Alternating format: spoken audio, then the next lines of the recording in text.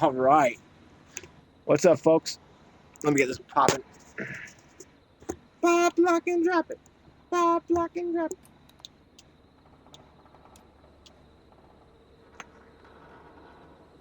Double check this is all working. K Machiavelli. K Mac's so funny. Oh my gosh, work phone. Just pressed a button and it didn't work. 3 times in a row.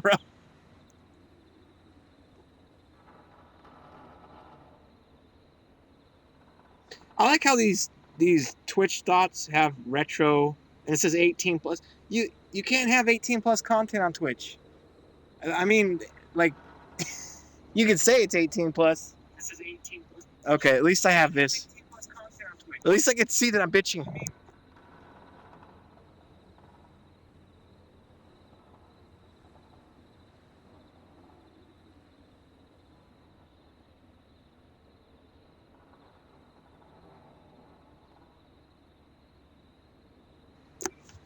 Okay, let's get this popping.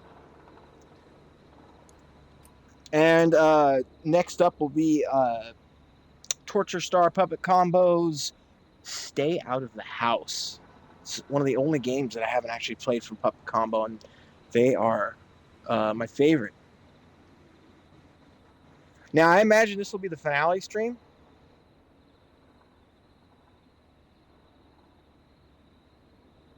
There we go. Because the last 2 streams were 2 hours long, and this game, you know, is a VR narrative horror game with some puzzle elements. I can't imagine it really being longer than 6 hours. Also, who would want to play VR for 6 hours? Not me. To be honest, I've never actually used a VR rig like a real one, so. But I already know that it would just make me sick. Like, VR will make me sick. VR is not the future for me. All right, so which save do I use? Let's see. Oh, well, 2 nights apart, then I have to go with this one. And last night I was so tired, I just went to sleep. I just slept through the night. I didn't get a chance to stream. So, apologies for not popping up last night. Yeah, I guess I was just exhausted. I slept through the night, which is, I usually am a night owl. Okay, well, I guess we're going to go ahead and start from the 3 hour and 32 minute mark of how long I've been playing the game. I really don't know at what point I'm at. Hey, Missy girl. I'm not entirely sure where I was when we were saving the game. Hopefully we can ask the Peggy character. I think, I don't know. Let's just start the game. I like how fast the load time is. Not that there's that much to load.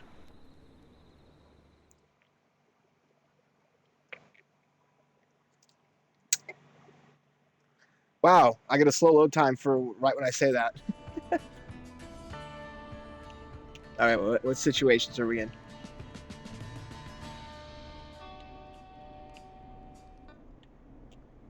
Okay. So we had that one chick who's called in twice and it's like requesting the same song, and I think she's the killer. It's like a very, very much a play Misty for me situation. Except, honestly, I haven't played any of these songs when these people are being killed, so I guess not.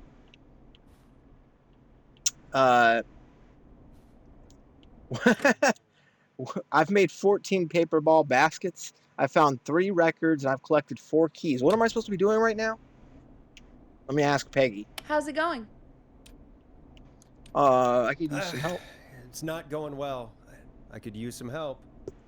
Okay, let's review the basics. We need to work out who the next target is. There's 4 locations, right? And 4 people. We need to figure out if anyone is at any of the 4 locations tonight. And if they are, Oh my God. we can call them and warn them. There must be some connections between the notes. That makes sense. Great. Need any more help? I'm good now. Thanks, Peggy. No problem. Okay, so I have to cross-reference these pictures with these 4. I have to cross-reference all of his text with these 4 people who are marked as the next victims and figure out who's going to be where. I feel like being lazy and saying, "Yeah, I'm ready," and just winging it. Oh my gosh. Okay, So let's start with Chuck Brody. Okay, Kim Walker, Rebecca Allen, Ant Williams. Okay. Former Gallows High football captain Chuck Brody. So this goes under the Chuck Brody area. Okay. Let's see. Crime syndicate. Police today put an end to the long running. What name is on this? How do I know? Impounded.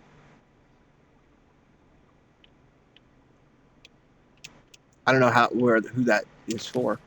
Oh wait, hold on. What's this? Kim Walker and Peter Strine marriage announcement. Okay, so this would go with Kim Walker's thing. Place it. It's probably easier to do this in VR.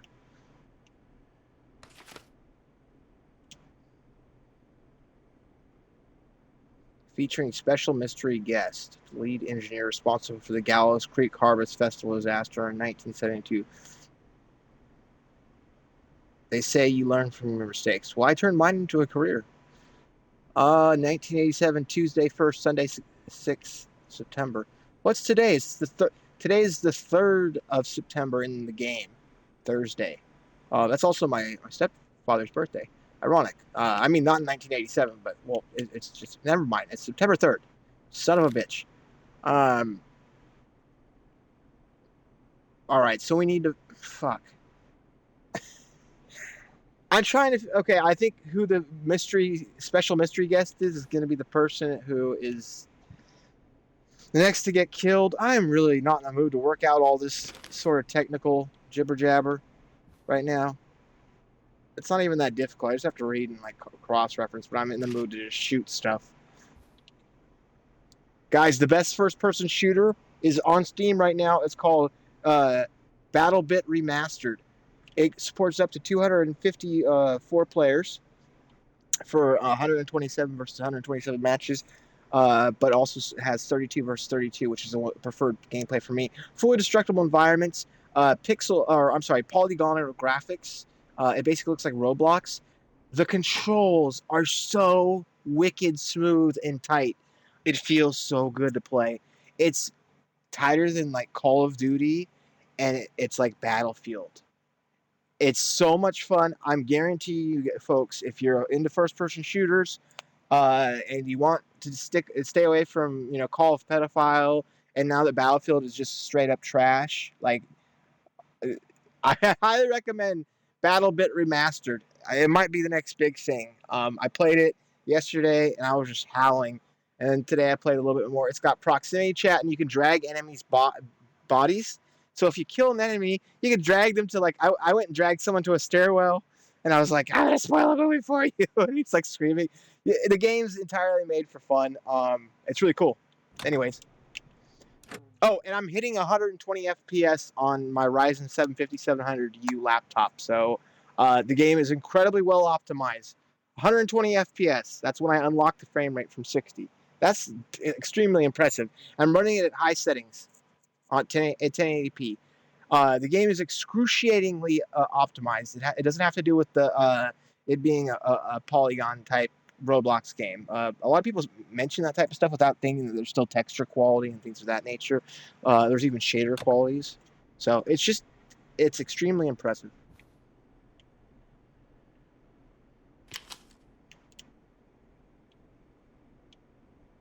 But yeah, it feels really good to play. There's a lean and everything, so you're just like hauling ass, and you're like you lean around a corner immediately, popping off rounds, shooting an RPG into the side of a building just because you want to blow the side of that building up, or maybe there's snipers. Whoops, I rotated that too much. Also, I'm sorry, folks. I forgot to mention the Layers of Fear remake came out yesterday, I believe it was. It's a remake of Layers of Fear. It's Inheritance DLC, the sequel to Layers of Fear, which takes place aboard a ship, and then it's got some new content called The Rider that ties all these stories together, apparently.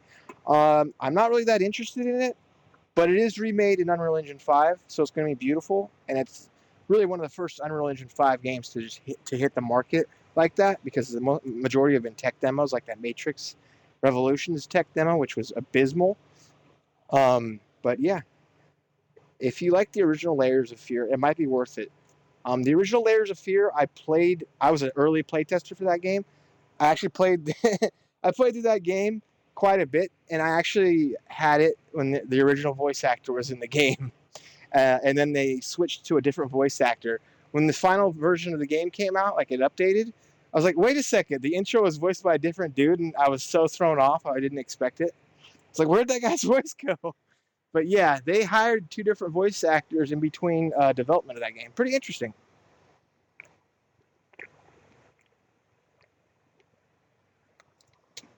And I think the original voice actor I enjoyed more. Hold on one second, folks.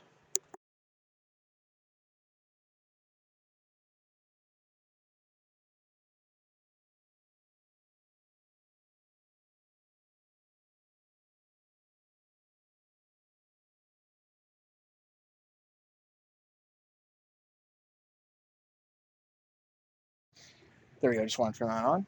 I'm sure there's lots of games that have like, a big main character change in terms of like the voice actor or the model of the character. But this one it kind of shocked me because you never really see the main character in Layers of Fear.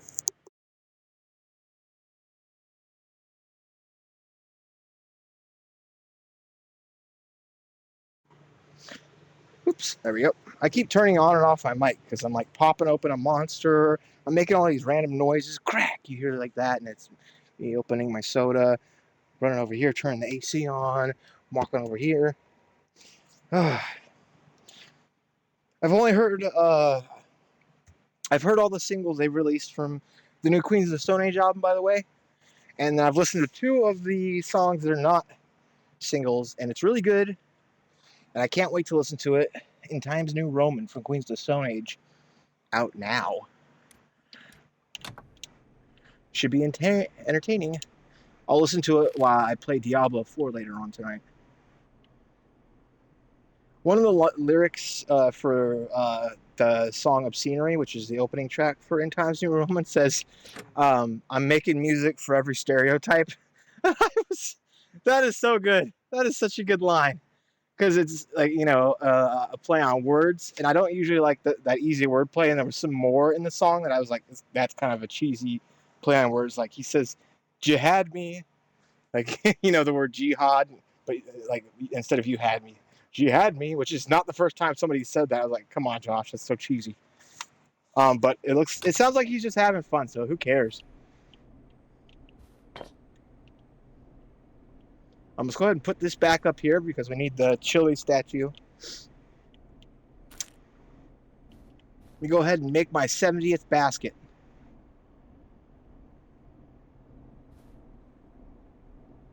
Oh, I'm sorry. You have to press the Y button to throw, don't you? Yeah, you do. Oh, I almost made that.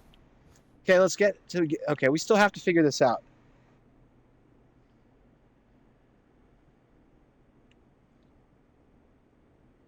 Staff sturgeon at Power Station. Gallows Creek Power Station hires 20 new staff in record hire, 12 of which were students from Gallows Creek High. That was back in 1969 because it says 1969 has been a great year so far. That's what's cut up before, so we even have a time frame. Okay, wait, hold on. Here's a tragedy. Beep, beep, boop, boop. What's it say? Can you guys see me trying to get into the light to read this? Can they should have made this lamp adjustable. Since it's VR, you should be able to adjust the light source. Okay. And then this thing coming up on the side is not helping out either. It's kind of annoying. So, tragedy struck yet again. Fucking, that is so annoying that it's on my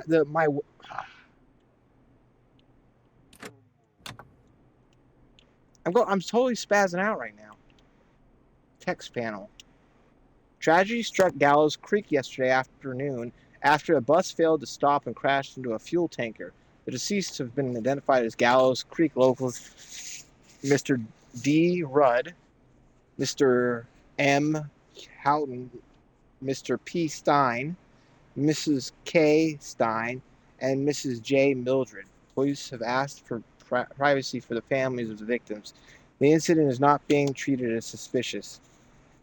All right. Hold on a second now. Walker, Brody, Rebecca Allen. Now, there's a marriage. We need to pay attention to the marriage certificate or the marriage thing. Because if somebody's getting married, their last name is changing, right? This is just simple. That's a simple concept. So where'd that marriage thing go? Marriage announcement. Here it is. We would like Peter Stein and Kim Walker. So Kim Walker's husband died. Okay, so now we have that little piece of information. And that's from May 30th of 1970.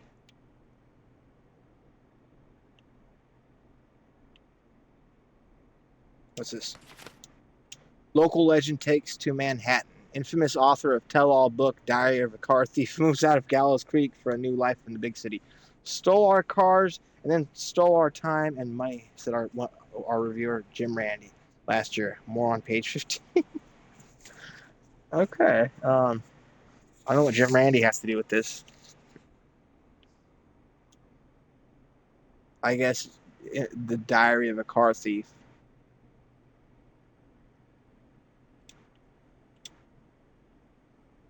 She's so okay. So there's two people, and it's probably not Kim Walker. It's probably Rebecca Allen, since it says a she, and I don't think she's married. It says, but it does say 1987.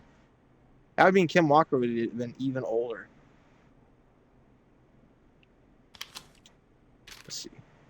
Local doctor Kay Walker recommends all locals get their flu shot ASAP. Flu season is upon us. 1984 is no different to any other. Make sure you're protected. What an appropriate year to make someone get a flu shot. Every motherfucker who gets the flu shot gets the fucking flu. What are the fucking on?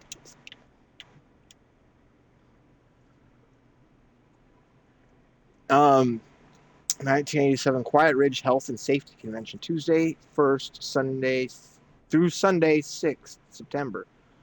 Do you care about health and safety? Good. Then come on down to their yearly convention. Get started in a career in health and safety advising. Learn about health. Okay. Featuring special mystery guest, the lead engineer responsible for the Gallows Creek harvest disaster. Okay, I need to find out where that is, because that's probably the person who's. Wait a second. Is your car safe? Sheriff Matthews warns citizens to look out for suspicious behavior after multiple car thieves. The crime wave of 70 will be stopped, I can assure you. We must work together to bring down this criminal organization.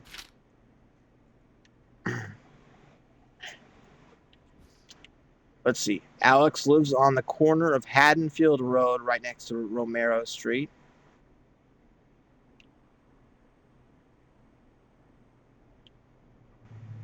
Catherine lives at the west end of Myers Lane.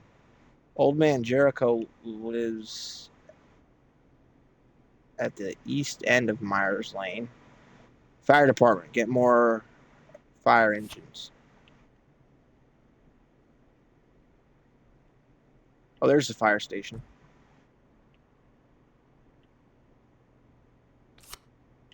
You know, I don't feel like I'm doing a very good job right now.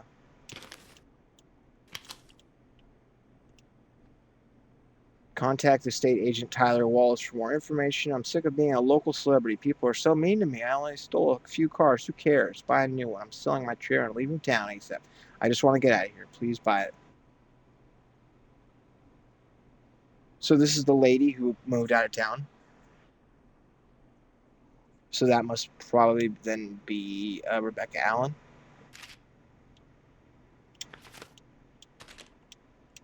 And then 24-hour gas station bought by local ex-lottery winner. Christine's gas and repair has been sold to a man who won the lottery 14 years ago. The new owner claims it will keep me busy on an evening. He has asked to remain anonymous.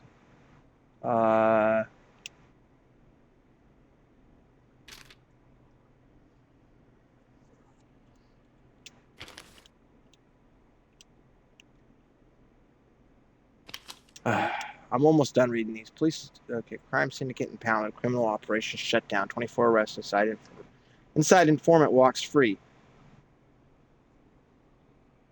Informant asked to remain anonymous, so that doesn't help me.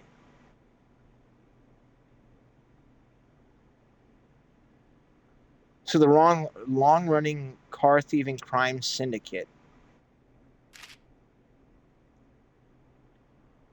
So that lady taught people how to steal cars, and then it turned into a whole crime syndicate of car stealers? What?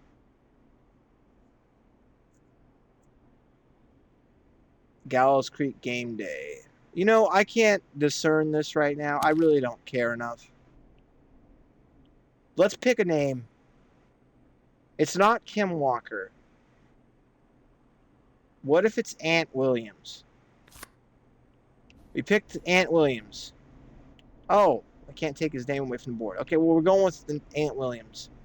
How's it going? Peggy. I'm ready, Peggy. Are you sure? We've only got No. one shot at this. Listen, last stream I got 3 people killed. Do you think I care? I'm sure. Let's do this. Okay, name first. Who do you think the target is? I think it's probably Ant Ant Williams. Williams. And where will I find them? Oh, how the fuck if I know? The The trailer park? Okay, I'm dialing. One moment.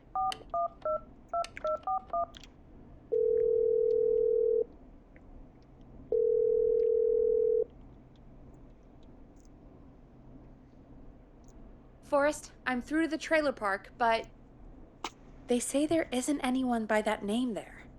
What? Then who? Jeez! It sounds like something blew up! He's using bombs now? Oh my god. The call board, one moment. Forrest, I'm the getting hell was so many that? calls. Just let me, I'm gonna take us off air for a moment.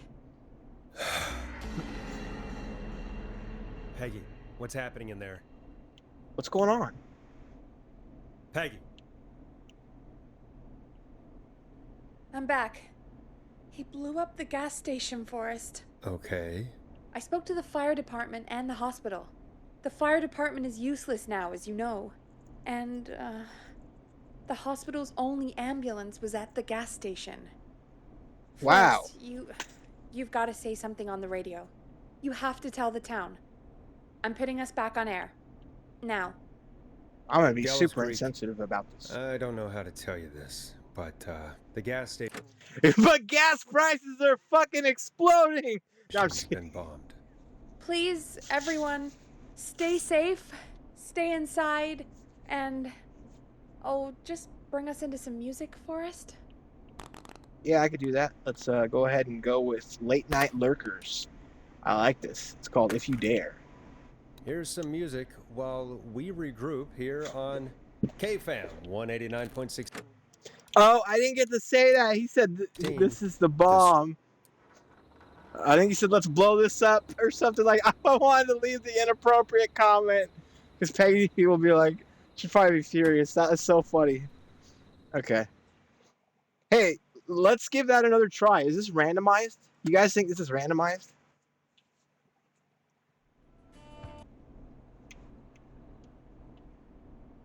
This is kind of a cheap How's it way to going? try. If it's not randomized, this is even if it is randomized. Honestly, it's super cheap for me to do that. But I'm ready. Okay. Peggy. Are you sure? We've only got one shot at this. don't backtalk I'm me. sure. Let's do this. Okay, name first. Who do you think the target is? All right. Well, it's not Ant, and not. Let's go with Rebecca Allen. Allen. And where will I find them? Okay, the power station and the hospital. The hospital. Let's go down. Okay, I'm dialing. One moment. It doesn't really matter because the hospital's ambulance thing is down. It was at the gas station.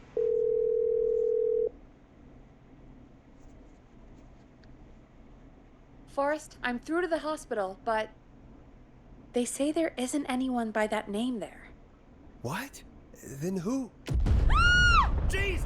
Whoa. It sounds like something blew up. He's using bombs now? Oh my god. The call board, one moment. One Forrest, moment. I'm getting so many calls. Just let me, I'm gonna take us off air for a moment. Now, you know, when an emergency happens, now is the worst time to go off air when we're routed through to the police station. You need to take calls and say, we're on the situation. We're looking into it. You need to at least fucking lie. Let me tell the citizens, listen, get armed and stay in your fucking house. Peggy, what's happening in there? Peggy. I'm back. He blew up the gas station, Forrest. Okay. Well, I would I at spoke those to the fire prices also. department and the hospital. The fire department is useless now, as you know. And, the hospital's only ambulance was at the gas station. Forrest, you've got to say something on the radio. You have to tell the town. I'm putting us back on air. Now. Gallows Creek. I don't know how to tell you this, but the gas station's been bombed. Please, everyone, stay safe, stay inside, and... oh, just bring us into some music, Forrest. Careful with this next track, listeners. It's dynamite. Forrest! Woo! Here's the Flo crying for help. This one's for that new cat, Gundam. She's a good cat. Here comes one of my favorites. You know, when you introduce a song, you're supposed to usually say the name of the artist, aren't you? He didn't say anything. He's like, here's one of my favorites. Like, and especially There's gotta back be in the more 80s. in the basement to show us who Clive is targeting. And if that's the case, we can get ahead of him. Stop the killings before they can happen. Forrest, we need to go back down. By we, you mean me, right? Yep, like I said, I need to handle all these calls. Maybe start with that creepy mannequin room you mentioned before. I still have a lot of questions about those, by the way. Me too. What? Okay, well, I guess we're going to go explore the radio station then a little bit. If you remember last time, we found a hidden room inside of one of the closets, and it apparently belonged to the janitor. It had a bunch of... You know, I feel like this is a multi-person operation going on, like the killer, because the way they moved that quickly across town is some Sons of Sam shit. And this is... just... Let me check this out. You have any keys for me, miss? Okay, Peg. She didn't give me any keys. Well, hopefully I can find another, record while I'm down there. It's really what I want. I like how the game's playing spooky music right now.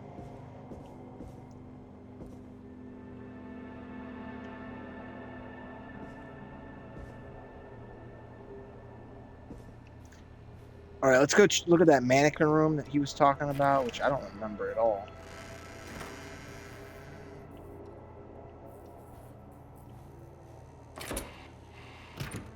That's just unlocked now? I don't feel safe. Oh yeah, it's unlocked now. Can we put that on there? So many locked doors, so few keys. I don't like that. Really don't like that door's unlocked. Okay. Okay, we're gonna go downstairs now and check this place out.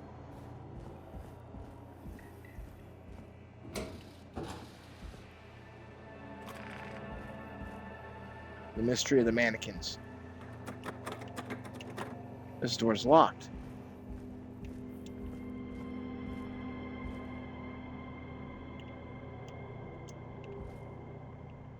I'd like to knock those cans over, but I can't.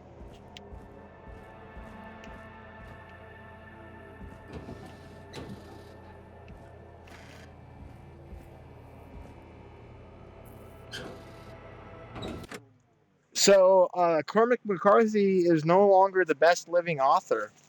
What about that, folks? The only reason he's not the best living author is because he died. Holy shit. And I was a few days late on it. Apparently it happened on the 13th. My God. If you really aren't aware, Cormac McCarthy wrote, oh my God, All the Pretty Horses, Blood Meridian, No Country for Old Men, The Road.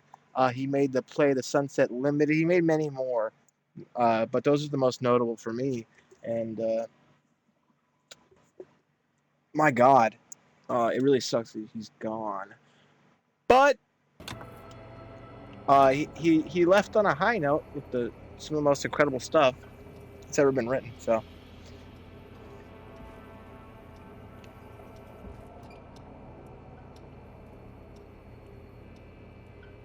I never had the pleasure of seeing the Sunset Limited play. I just saw the movie that HBO let Tommy Lee Jones make, and Tommy Lee Jones knocked it out of the park. It's a really great adaptation. You can tell that he watched the play and like really loved it and took it to heart. Oh no! Oh, I didn't mean to drop that. I was trying to. Oh no! A key? Was this always here? I must have missed it when I brought everything upstairs. No, you didn't miss it. It wasn't always there. Found basement storage. All right, let's go try this key. It's probably that locked door, right?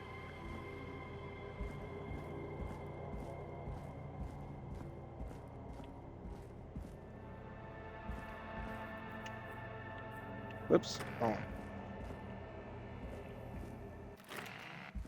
Here we go. We're unlocked. Okay. I just realized the actress Nia Malgar is the same actress Susan Sensor is in this other movie that I had watched. I already forgot the name of the movie. Hey, Forrest! Peggy, give me Whoa. some warning before yelling down the intercom? Sorry. Yeah, for real. Buzz the intercom when you find something and want to discuss it. What have you Peggy. found, Forrest? I think I need to No. keep looking. All right, then. Buzz the intercom when you find something and want to discuss it. I just wanted to use the intercom, really. Is there anything back here? No. Oh, a new tape. Peggy, I've found a tape and a map down here. A map of what? Looks like it might be to somewhere in this storage area. Weird. Well, maybe the tape will give us more information. Give it a play.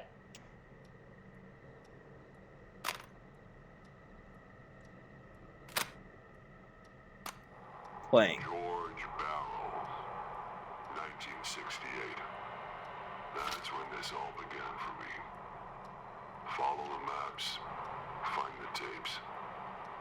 I'll be waiting. Wait. George Barrow? We all heard that he drowned after a night out drinking. Yeah, he drowned his sorrows, obviously. Was it actually Clive? Has Clive really been the whistling man for that long? He says I need to follow the maps and find the tapes. I guess that's what this map is about. I think we need to see what else is hidden down here. Be careful, Forrest. Keep looking. Buzz the intercom when you found something. I'll try.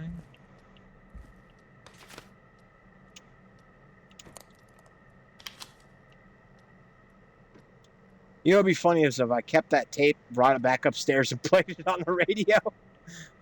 Like the serial killers. Oh my God. I should probably go through these drawers, huh? Nothing in that drawer. Nothing in that drawer.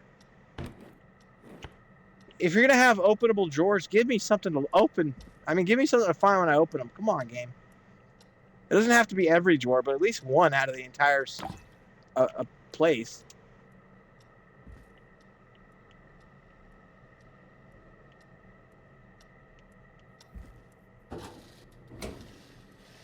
Nothing in here. I don't feel like this is the killer. I think this is like somebody who's trying to stop the killer and piece something together. Or maybe I'm extremely wrong. All right, let's go ahead. It says to find the tapes and play them. I don't really know what that means. So when you go in here, there are tape players, though. See that? I don't know if I have to play all of them. It's like... Okay.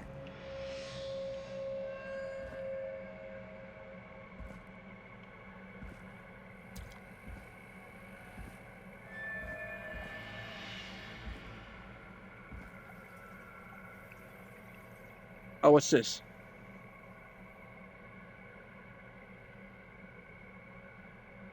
What's this? Okay, hold on. Starling Security, this side up. Wait, they have a security system and they haven't installed it, it looks like? What are these? Nothing relevant. Let me read this. Oh my gosh, you're telling me that this is a, when entering codes and commands, sequential key impressions must be made within 4 to 5 seconds of one another. What the fuck was that sound? Oh my god. Was that somebody... Did you hear that? It was a door opening or closing, wasn't it?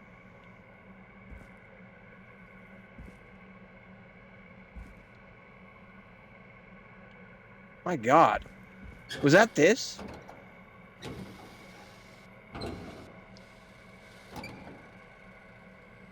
Hold on, let me let this close by itself and see if it makes a fully, like a full functional sound. Curious to know if that was an ambient sound or if that was something that I did myself. Look at it closing manually. Yeah, okay, it closed manually. Man, I'm sitting there so nervous. So, okay, if 4 to 5 seconds elapses without a key depression, the entry will be aborted and must be repeated from its beginning. Be sure to observe the precaution when performing any of the procedures in this manual. If you make a mistake when entering a security code, press the star key, then start over. If you stop in the middle while entering a code and then immediately start the entry over, an erroneous code may be entered. Information. Our state-of-the-art security system uses a 6-digit code system. Simply enter the code into the keypad and feel total peace of mind. The Starling Security 4000 system comes with a range of features. The default codes for these features are listed below. Note, please change these codes immediately to prevent unwanted entry. Access codes. Maintenance call code 312. Okay, whatever. Alarm test. Warning will be out. Security measures. Alarm test. Deactivation code. Entry codes. Okay. So it sounds like those will be relevant at another point. Can I rotate this? 3-month warranty. Okay. The most limited of warranties. What's this? All right, so shipping date, September 2nd, 1987. Shipping from Starling Security. St. Gabriel's Hospital, 87 McCready Street, delivered, installed. Well, so the whole place is getting one. Woodside Apartment, 42, delivered, not installed. Unable to install, require new parts, new installation date, 17th of September. K-Fam, Mason Street, delivered, not installed. Client opted for manual installation. Client opted for manual installation. That's why it's not installed. And that's the radio station that I work at. Okay. So maybe he is the bad guy or something. I think I'm going to need this. I'm going to put it on my just, in my inventory, so to speak, my other hand. And it's time to start exploring these and hitting the play buttons on the tapes, which I don't know what to expect. What's this? This looks like a picture of where the next tape player is supposed to be. All right, anyways. Time of autopsy is 7 a.m. Cause of death is asphyxiation from drowning.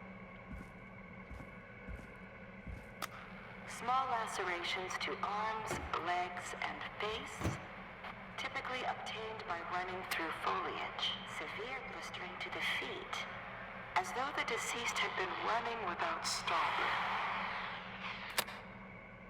What? That's where the next tape player is going to be? And what's this say?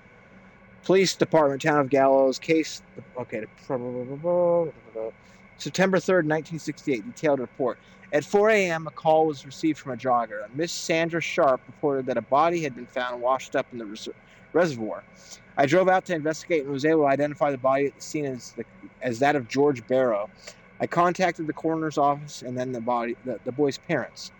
They informed me that they had not seen him since 7 p.m. on the 2nd. So he'd been out all night. This looks useful. Does it look useful? What about the other side? There's nothing on the other side. I don't really see how that would be considered useful. I mean, it's interesting. Hey, look what I did there with the physics. All right.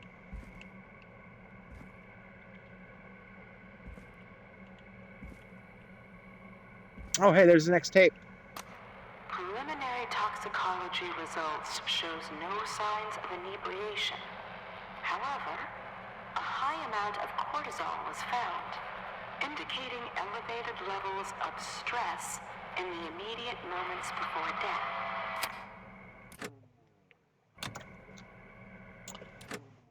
Yeah, I imagine if you're going to have an untimely demise, you're going to have a lot of stress in your body. You know, it's just kind of procedural.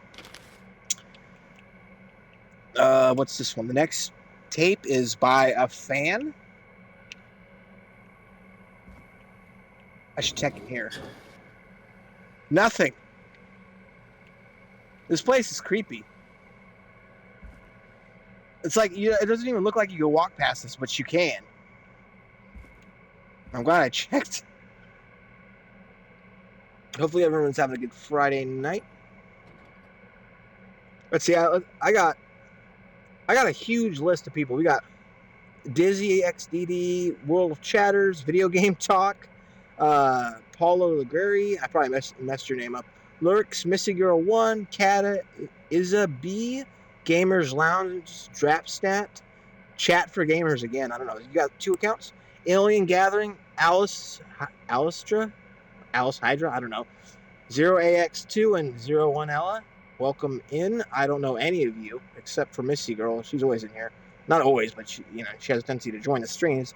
But anyways, welcome, folks. I just read those names off. I don't know any of you. Who are you people? I'm just kidding.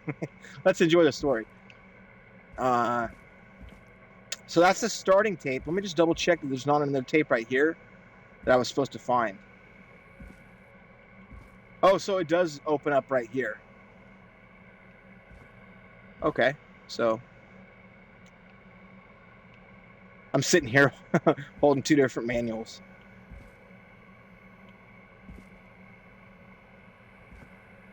Oh, here we go. I'm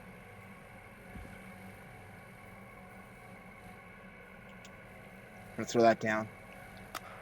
Additionally, there appears to be a post-mortem injury to the arm. What? It looks like it was trapped in a car door. Wait, so his body was found with no signs of inebriation, but the story was that he was at a bar. So either he was the designated driver or something. Okay. And yeah, it seems like this this manual for how to use the operating system or how to use the security system is going to be handy, so I'm going to hold on to that. That was me closing that door. I'm scaring myself.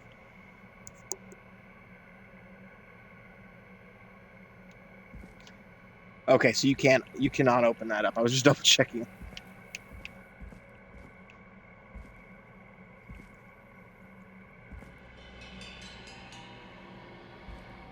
What do we have here?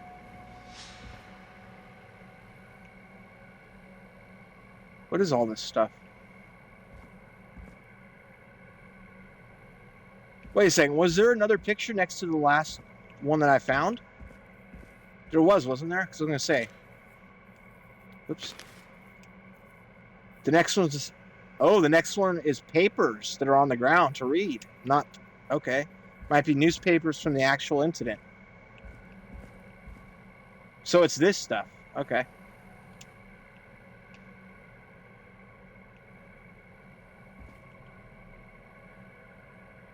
Unless it's just in here. Oh, it's in here. Okay, cool. We're finally taking advantage of these. It is the coroner's opinion that the subject likely feared for his life and was chased, resulting in a fall from a height into a body of water, where he hit his head, was knocked out, and drowned. Following that, he was moved. Dr. Sullivan, we need to have a talk. That recording. Shut it off. Was that Clive? What is this? Hold on.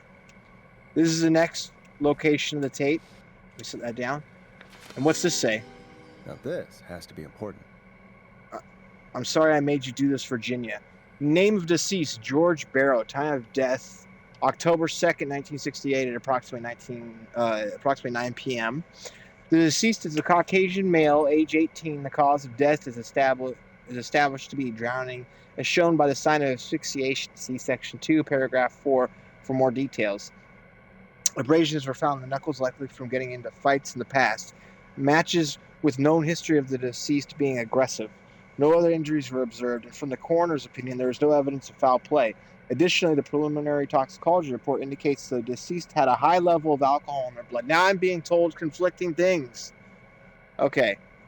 Because they said that he was not inebriated. It is of the coroner's opinion that the deceased went swimming while intoxicated, resulting in his drowning. Yeah, that... Who... Okay.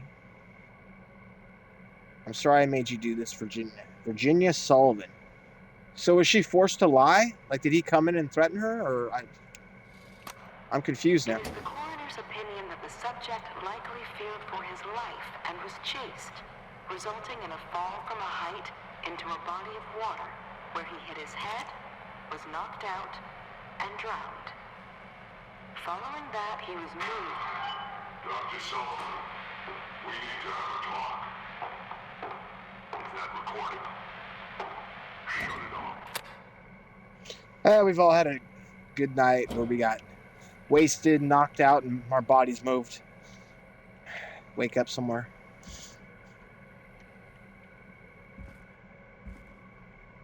Okay, well, let's find that as a piece of tape. So it sounds like she was telling the truth, and then this dude, whose voice sounds a lot like Clive, walked in and started being like, you can't say that stuff, it conflicts with my story.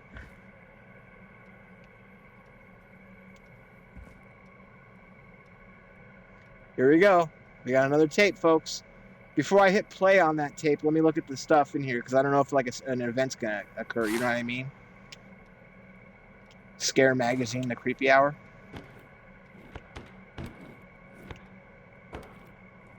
Oh, hey! Look at, we got a new tape. Caged Tiger song, One Last Goodbye. A new vinyl for my collection. Achievement unlocked. Complete discography. What does that say? Collect all hidden records around the station. Nice! I got all the records. What's this? Humpty Dumpty. A story of love, tragedy, and betrayal. Starring Maisie Cartwright as Dawn, George Barrow as Henry, also with Mary Campbell as Anne. So George Barrow went into, like, he did plays?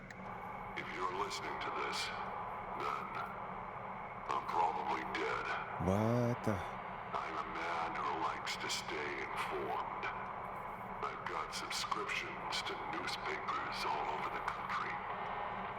A few weeks ago, I noticed headlines cropping up in those papers, one after the other.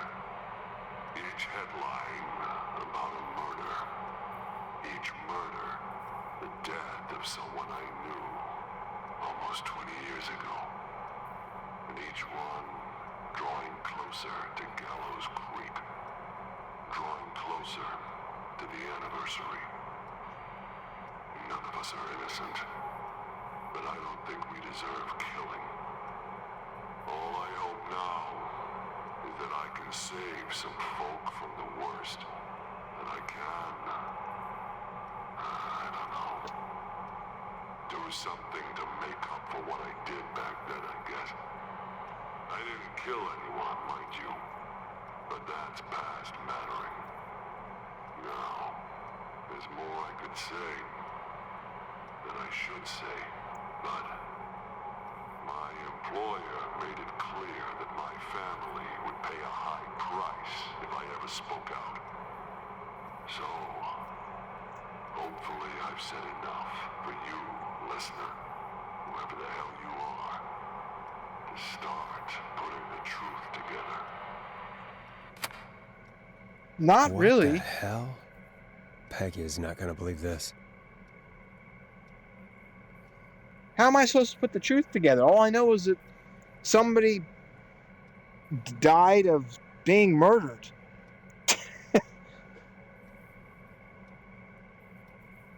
So Clive went and talked to Virginia, who was the coroner for the autopsy, and she found out that this person was sober and got... What the fuck?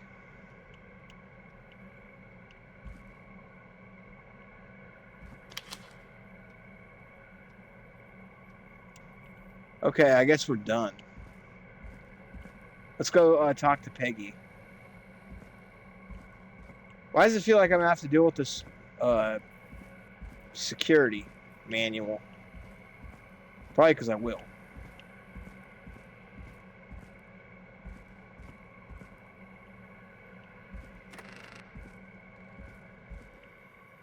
What have you found, Forrest? It's an autopsy tape. Doesn't say for who, but I think it must be for George. Poor George. He was so young. Something's bugging me, Peggy. What do you mean? I swear I recognize the voice of the woman talking on the tape. I just can't place it. Seriously? Do you think you've met her before? I don't know. I mean, I just got here recently. I don't know. Found another tape. It talks more about how George died. What did it say? It sounds like he was running for his life. Sprinting through trees and bushes, getting cut up all over. What would drive someone to do that? I'm not sure yet. There's also a tape about a toxicology report. There were no signs of drinking or that he was on anything. What? But everyone said he went swimming drunk and drowned.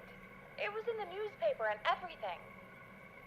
I found a written autopsy report. What does it say? According to that, it's just like you said at the start. George drowned after getting drunk. Said he liked to fight, too. But that contradicts the tape. I know. And I think I know why. There's a note with the report that says, "I'm sorry I made you do this, Virginia." If it was on the autopsy report, then Virginia must be our coroner. Wait, the caller from earlier. When we had to call the takeout restaurant, wasn't her name Virginia? If only she had made it. Then we might have learned more about what's going on. It's okay. We did what we could. The takeout idea was a long shot as it was. I found a tape that introduces a new detail to the story. Post-mortem injury. Apparently, his arm got caught in a car door. A car door? Yeah, after he died. How do you suppose they can tell? How can they tell? I'm a radio producer, not a coroner. The written report I found doesn't mention it at all. How did his arm get trapped in a car door after he died? Unless he got it when the police collected his body, I guess someone else must have moved him after he was dead to where he was eventually found. But the report, what is going on here? I found a police report. Mentions a friend from earlier, Sandra Sharp. Sandra. The jazz runner? That's right. Oh, She the old found lady. George's body washed up at the reservoir. The reservoir? Yeah? What's strange about that? George got cuts from running through foliage, right? But there's no forest around there. Also, how did it wash up at the reservoir? What do you mean? Reservoirs don't have tides. But that's what the police report said. It's not possible, though. I did a school project on reservoirs and got an A. But, yeah, not important right now. The important thing is that it doesn't make sense. What are you suggesting then? That the body was originally found somewhere other than what the report suggests? That the sheriff tried to cover it up, but accidentally let something slip? Something like that. I think. Well, Sheriff Matthews wrote the report. If he hadn't been eviscerated, we could have asked him. True. But Sandra is still alive? I was Once just we're gonna done say- down here, we should give her a call. In another tape, the coroner comes to the same conclusion as I did. George was running from something. Maybe an animal? Maybe, but then there's this next bit, where the coroner thinks he was moved post-death. So she agrees with us. At the end of the tape, someone burst in and demanded Virginia stop recording. I think it was Clive. This is starting to make sense now. This is a conspiracy to cover up what happened to George. I think I found Clive's last recording. I think Clive might be gone. Gone? I found a confession. Not for any killings, but for playing a part in covering up George's death. He left this behind in case he died. He hoped someone would find it. Do you think the Whistling Man already got him? Possibly. We've had a lot of callers tonight, but maybe not every victim made it to the phone, you know?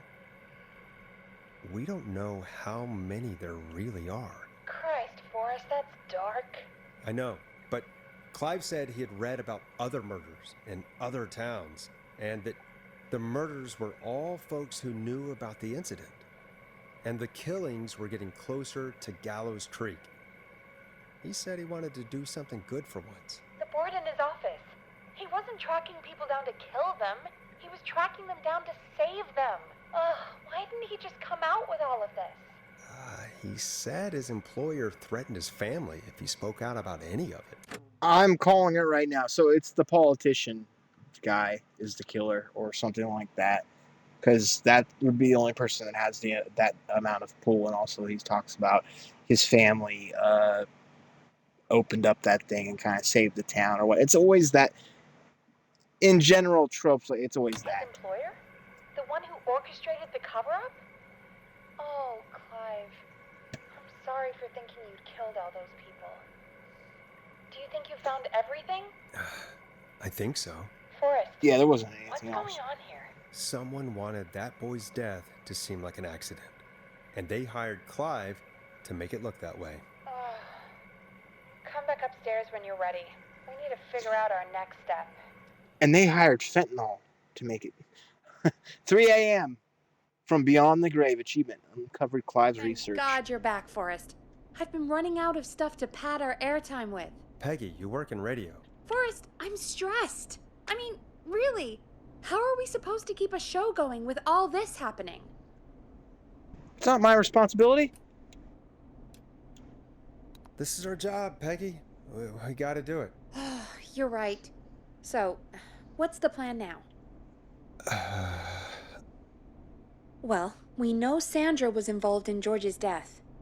Do you want to call her? I do.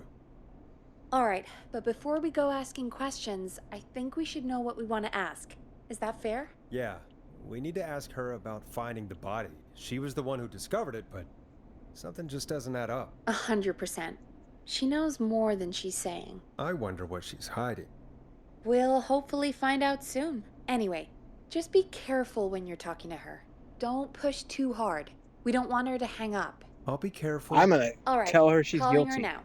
Hopefully she's at her jazz studio. Why? It's in the middle of the night. Aha! Forrest, you're through. Hello, this is Sandra at Jazz Pizzazz Jazz Studio. Who's this? Hello again, Sandra! It's Forrest Nash of 189.16, The Scream. And you're live on air. Oh, I always thought folks called into a radio show, not the other way around. How jazzy. What can I do for you? Well, we're trying to understand what's behind the attacks tonight. We had a few questions. Why, Forrest, of course. Heck, after the way you saved my life, I'd say yes to just about anything you asked. Okay, don't get creepy, old lady. Do you know why the Whistling Man might have targeted you? Ha! As far as I could tell, he was just a knife-wielding psycho with superhuman cardio. He'd have chased after anybody. Right. Well, we think he might be chasing specific people. People who know about the death of a boy named George. Oh, I don't know anything about that. Sorry. Sandra, we know you found George's body. We have the police report. I don't know what you mean. Okay, don't push her too hard. So I'll say it's okay, and not instead of saying don't be a liar. We don't want her to hang up, even though I want to say stop fucking lying, woman. I got you. I helped hotwire your car over the phone. You know how hard that was? It's okay, Sandra. We know. You do? You know about? Yes. Of course. This studio is my life. After I found the body in the river, I couldn't lose my studio. Do you understand? Sure. I understand. When the rent just kept going up, he said he'd stop if I just needed to keep quiet. And everything would be okay. Sandra? Who was he? He said if I told everyone I found the kid in the reservoir instead of the river, I'm sorry. I can't do this. And she's gone. I don't think that could have Damn gone it. any better. You truly did great, Forrest. Well, folks, Are you being if sarcastic? anyone out there has any thoughts on what's going on tonight, please call in. That's good timing. We've got a call waiting just this second. Fine, but I want to play the new song we just got. Let me go ahead and get that ready. Oops, not this one. The All right, line's lit caller. up. I need to take the call. Welcome to 189.16 The Scream with me, your host, Forrest Nash. Hi, Forrest. I know this is really out of the blue with everything happening tonight, but I wondered if you could send a special birthday message to my uncle. What? You know what? I'd welcome a change of pace. I'd be glad to. Thank you, Forrest. He's my Uncle Ronnie. His first name's Peter, but he never liked his name. But since he always had salt and pepper hair, even as a kid, can you believe it? Folks always called him Pepper. Thanks for the history lesson. Is there anything besides happy birthday you would like to say to Mr. Pepper? Oh my God damn it! Yes! Tell him he can get the best birthday deals and party packages here Ponty's at Ponty's Pete. Pizza. Starting at just... You son of a bitch! Stop calling us! Dude, he just faked an entire accent to get another ad on his pizza place. What a fucking troll. I would go to that guy's pizza place after he heard that. Sorry, Forrest. Let's just move on. We've already got another caller on the line. Great. I'm going to listen to the music instead. Caller waiting Oh, achievement for us. unlocked. Disc jockey. Play all records during the course of the night. Okay, I wanted to get that achievement for playing all records. Let's go ahead and take this phone call. This is 189.16 The Scream. I'm Forrest Nash. You're on the air, caller.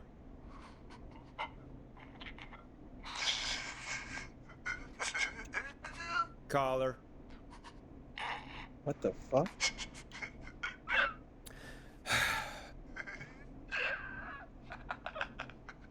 Ponty. Ponty's Pizza always delivers. God Come damn rain or sleet or whistling man, we'll be there.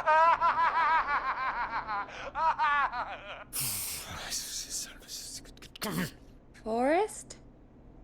Forrest? Are you okay? Forrest? I hope the whistling man gets him with his own pizza slicer. Jesus, Forrest? Sorry, that was too much. It's okay. It's been a high-stress night. Don't worry about him anymore, okay? Not for tonight, anyway. I think he's spent for now.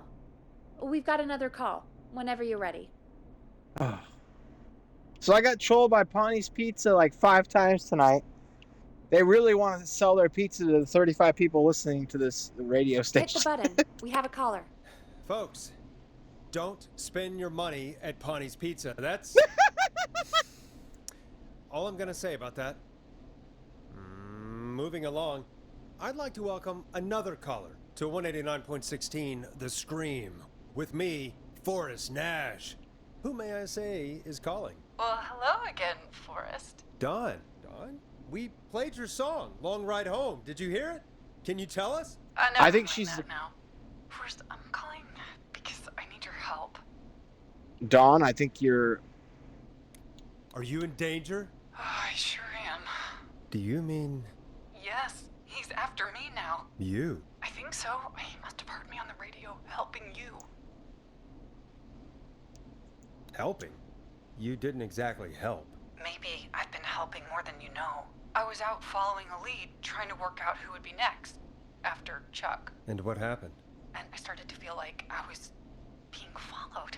I came back to my apartment building, but this newfangled security system has me locked out. I need you to help me get inside. I have the system. Can a neighbor let you in? I only moved in last week. I don't know anybody yet. There's not even a buzzer here, only the keypad for the entry code. I need that code to get inside. Which apartment block do you live in? Maybe one of our listeners lives there too. It's the New Woodside apartment building between the town hall and the trailer What? park. But I doubt any of your listeners live there. I don't have Oh, any there's- neighbors. Sounds like a prime piece of real estate. The sound really carries at night. That I thought that was a buzzsaw starting in the background. I guess that was supposed to be the sound of a train passing by. What kind of sound effect was that? I could hear the train tracks, but they're literally meh. Shit.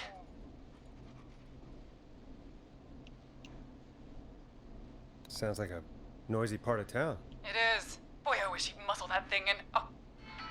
And now he's blasting David Scopo out of his window. This night can't get any. Actually, it could get. I don't think he's seen me yet. Forrest, please. I need your help. I need the code for that security system, or I'm gonna die. What's the name of the security system? Starling 4000. User manual. Ah, these codes should come in handy. There's a sticker on the box. It says Starling Security 4000. There's a keypad, and it looks like it wants a 6-digit number. Starling Security 4000, huh? That's right. Very. I happen to newly have the installed. manual. I need the key code before the whistling man gets me. Yeah, of course. Don't worry, Don. Thank Unless you are the whistling man and you're trying to get access to somebody else's house. Boom! you, Forrest. I knew I could count on you. I'll sit out of sight. Call me back soon. Well, what do we need to figure out here? Folks. Here's a little tune for you all to enjoy while I It's- try to break Dawn into her apartment. It's David Scopo, Dawn's favorite. Okay. It's David Scopo with Moonlight. You were pretty quiet there, Peggy. Forrest, was it just me, or was there something? Yeah, it wasn't just you. Something was weird about that. Yeah, that Yeah. bitch sounds guilty. Well, tell you what, we have a Starling 4000 or whatever here at KFAM. Clive bought one for the station. Maybe we can find something to help. Well, Yeah, I already got it. I'm not sure who, but to help someone. Plot twist. I have it. Okay, so she's locked out of the Woodside Apartments, and somewhere Clive probably has the papers for the Starling 4000. I like how the game's ignoring the fact that I already have it. Like, did they not expect me to grab that when I was down there? Welcome back, Forrest. Find anything? The Starling 4000 security manual. It's got a bunch of codes. Good. And did you find anything else? Nothing except the manual. All right. Well, I'll get Dom back on the line then, Forrest. I'll let you take it from here. Thanks, Was Peggy. there supposed to be something else that I When needed you're to ready, find? shut the music off. Okay. Line 1, whenever you're ready. Okay. Don, are you there? This is Forrest Nash from 189.16 The Scream. Oh, thank God you're back. I've been so afraid. What's the code to the gate? The gate.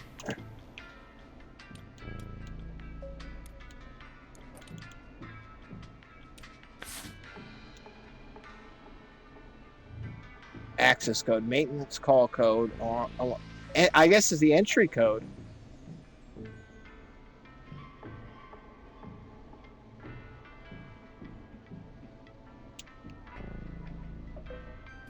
So give alarm deactivation code first. The code is 811220.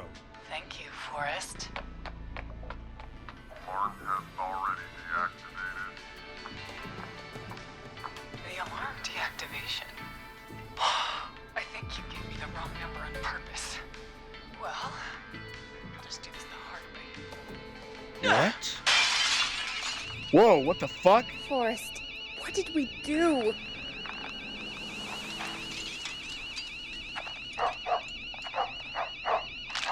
No!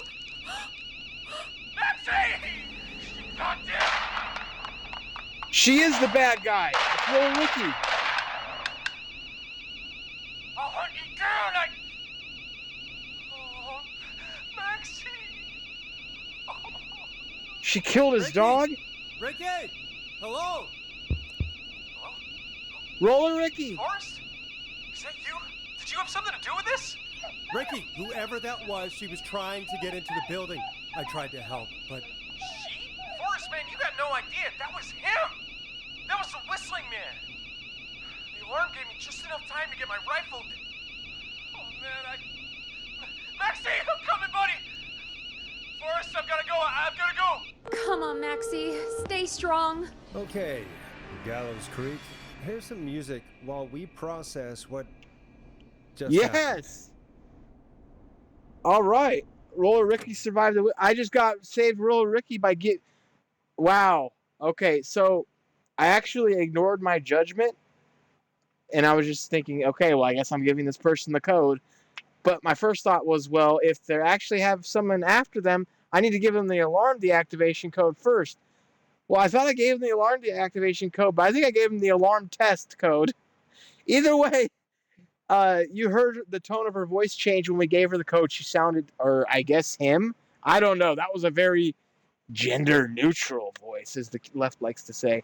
Yeah, that was a very feminine voice. I don't know what's happening right now. So we saved Roller Ricky. I hope I never have to do this again. She still killed his dog though, so that's not good.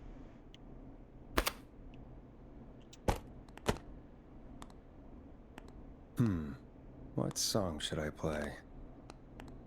I was singing the same thing.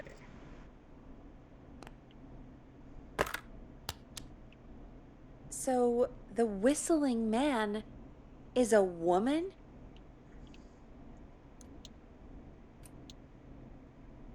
Yeah, I worked it out a while ago. Yeah, sure, Forrest. You just never mentioned it. She called up. You spoke to her multiple times.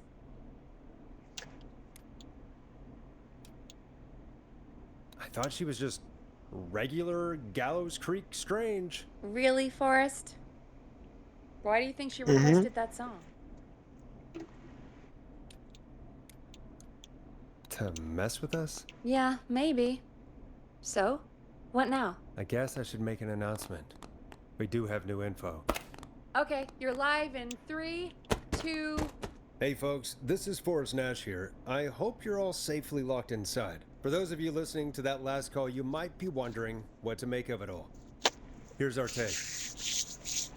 We now believe the killer is actually a woman, one who might manipulate you into letting her in before she attacks you. We're neighbors. Look out for each other and stay safe. I'm sad to say, but it's time to trust no one. That's what I have to say. But it's time to trust no one. Yeah, The killer bitch. was calling themselves Dawn. In a game like this, telling them to trust no one is always the bad idea, even though it's actually a good idea if there's a serial killer amongst a group of people. It's like, everyone go to your fucking room and we'll resolve this very quickly. The person who's the killer will come out of the room. They did that in Cabin in the Woods, and it actually was a good idea. That's one of the reasons that movie succeeded. It's like, well, if we all just go into our rooms, we solve the issue of who the killer is. Well, I mean, naturally, we know that in Cabin in the Woods much more happens, but that was still a good idea for that moment of the movie. Because most of the characters in horror movies are just like, well, let's all split up. It's like, either all of you stay in the same room or barricade in one room and just fuck off. I'm sick of this shit. Okay, this is intense. Do not trust anyone called Dawn. This could be a fake name. This could be a fake name. If anyone needs help or you have info on the killer, please call in. You folks have my new number, right? It's 911. Hopefully, our next caller can help shed some light on our killer. Hey, we had a call come in. Okay, folks, time to take a call. Watch it be Dawn. She's like, I'm not a killer, you son of a bitch. This is Forrest Nash, and you're listening. Please help me. My name is Casey Moore. I'm at 25 Nancy Drive. My best friend's been stabbed. He's bleeding everywhere. I don't know what to do. Please help me. Easy, easy. Take a breath. Relax. Okay. We'd been out at the reservoir. We were heading back to his place when we heard this whistling all of a sudden. Shit. Just started freaking out. He screamed at me, told me to hide. I'd never seen him like that, and I just panicked and ran and hid in a bush. Oh no. Forrest. Then what happened? He went up the road and talked to someone. I couldn't really hear or see anything. It sounded like he might have known the person, and they just stabbed him. Shit. Casey, was he talking to a woman? I don't know. They had a mask and wore all black. That's all I know. Please, we need help here. I'll get you help, but I need to know. Where did the masked person go? They left. They left him to bleed out. I waited until they were gone, then dragged him into the garage and called 911. Wait, why didn't she make sure he was dead? I don't know. I think I heard them say something like, "It's not so funny now, is it?" Before they left, but please, he needs to get to the hospital. I can't drive, so we need an ambulance. Forrest. Ambulance The is ambulance was blown up. destroyed in the explosion at the gas station. You should get all the info you can. Can you tell us where your friend was stabbed? They stabbed him in the stomach, and then stabbed him again in his leg when he was on the ground, and it's... Oh, the knife is still there in his leg! What's your friend's name, Casey? It's Jason Parker. We'll be right back. Peggy, patch us through to the hospital. On it. Phoning St. Gabriel's now. Switch to line 2. Here we go. Hello, St. Gabriel's Hospital. How can I help you? Hi, this is Forrest Nash from 189.16. We have a stab victim at 25 Nancy Drive named Jason Parker. He's been stabbed in the stomach and the leg. He's bleeding heavily. Oh, God, I'm sorry. But the ambulance is... well, you know. I know, but please, we need something or he's going to die. Forrest, Listen, you're going to have to get him here. We need to see him, and we can't get there ourselves right now. We don't have any way to drive him right now. And even if we did, he's bleeding out fast.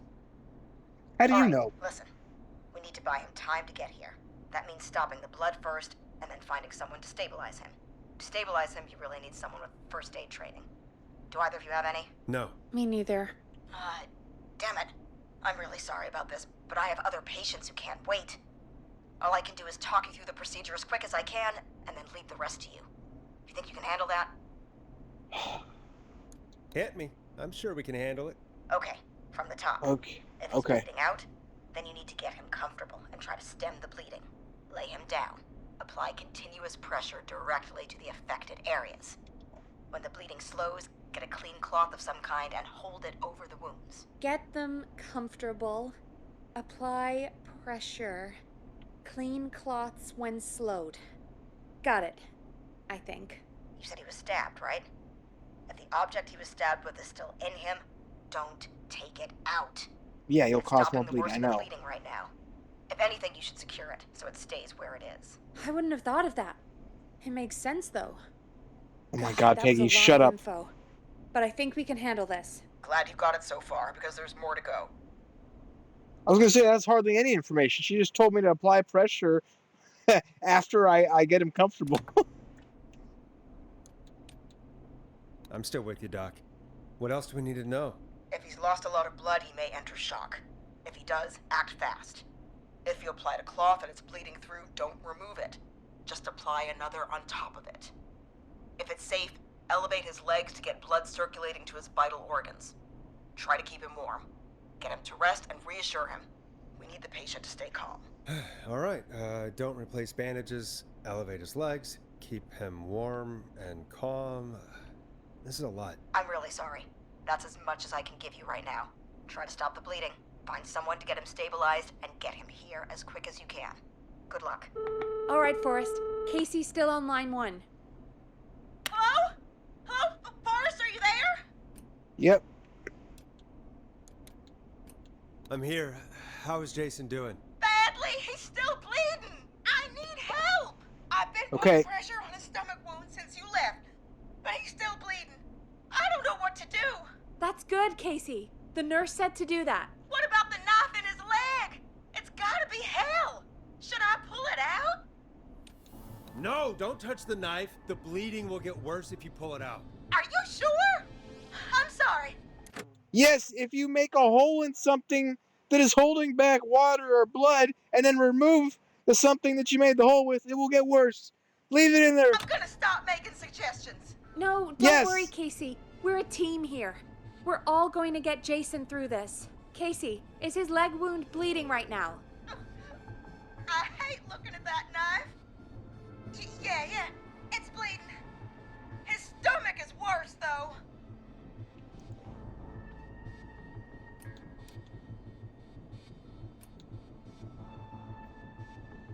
I think we need to secure the knife so it doesn't move around.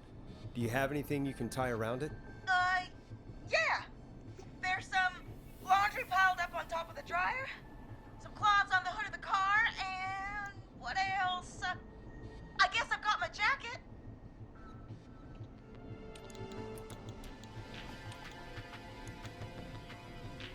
Take the cleaning rags and hold them over the wound. I really hope these are clean. Here we I should go. have said laundry then, because laundry would have been cleaner. I'm Jason sorry, went- Jason. It's secure. I'm putting pressure on his stomach again. I'm starting to think we might make it. Forrest, can I have a word? Casey, I'm gonna have a quick word with Peggy. Keep putting that pressure on and let us know when the bleeding is under control. You're doing great. But what if something happens? We'll still be here. Just shout if you need anything, and we'll be there. I promise. Okay. I'll wait. Jason, please be okay. What, Peggy? Hurry. What's up, Peggy? We can't stay on the line with her all night. Dawn is still out there. What if other people need us? You're right. She's probably on her way to her next target right now. Exactly. And you heard the nurse. We need someone there with training who can stabilize him. He's got to get to the hospital somehow.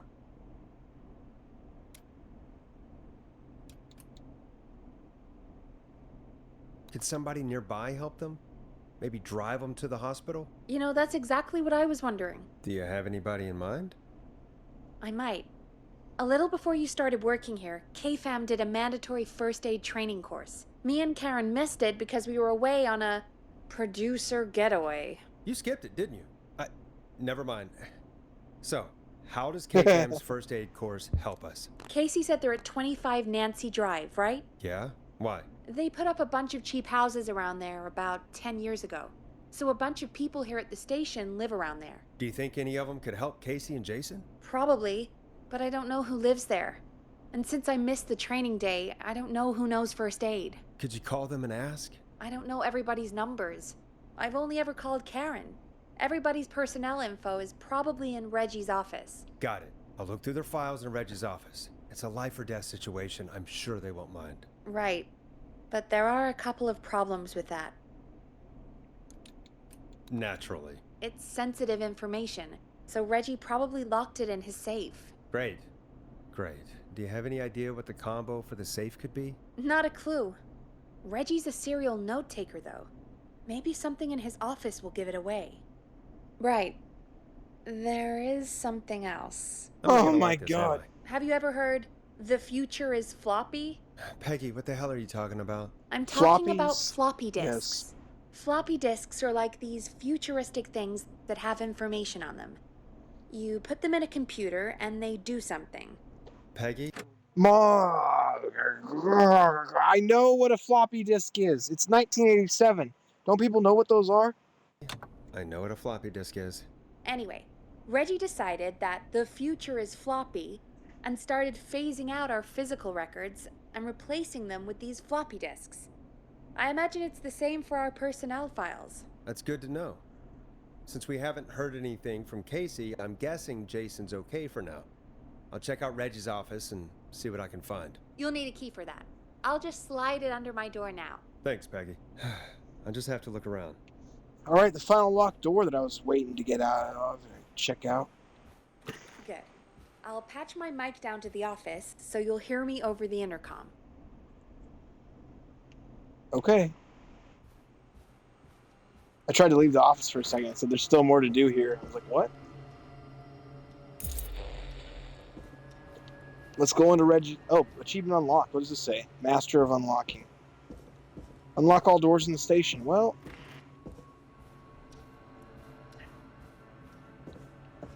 achievement should have popped when I actually unlocked the door, but either way, they're like, you'll get around to it. You got all the keys. The fact this is just opened is the... Oh, no!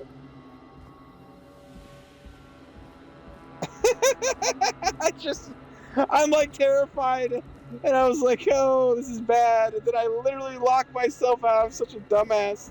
Oh my gosh. Let me walk back down through here. That is so funny to me.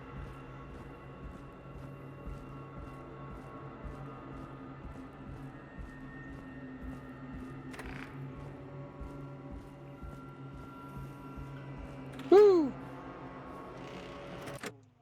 There's a lot of talk about Starfield this past week because of the Xbox showcase. What did you folks think of that? I thought it looked like garbage. I'm just going to be honest. I thought Starfield... And the fact that it's locked to 30 FPS on consoles is fucking unacceptable. I was looking at that trailer, or the gameplay they were showing, the reload animations, it was starting to look like Fallout 76 or something like that. I was like, these are some of the reload. And it even had that same dynamic depth of field for the characters when they go to talk to them. That game does not look innovative at all. Starfield looks dumb. I'm just gonna be honest. And you know that I'm not like fanboying. You know that I play Xbox, folks. So you know that I'm not just hating on Xbox like all the Sony ponies do. It doesn't look entertaining.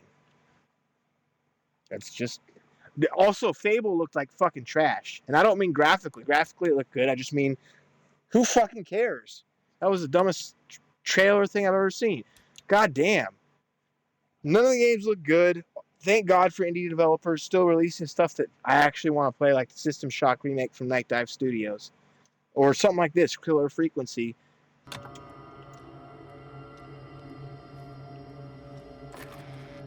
All right, we got access. Oh, wow, he's got a I Want to Believe. It's like the X-Files poster. Except the X-Files didn't exist until 1994.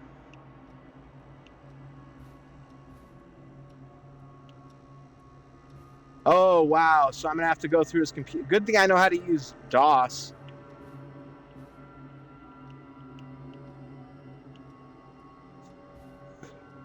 From below it came Scorpion, Laser Racer. Haha! There's a little... Look at that, Laser Racer. Team 17. There's a little Easter egg. Team 17 is the publisher of this company, or this game. Did you know, growing up, Team 17 was really only known for the Worms series. Did you ever play Worms, the turn-based strategy game? The game series is still going on, but Worms 2, for me, was the apex of Worms. Worms 2 was so much fun, and it had matchmaking. You could just play online and pick a different room, and that was just a demo version of it. Worms 2 was amazing.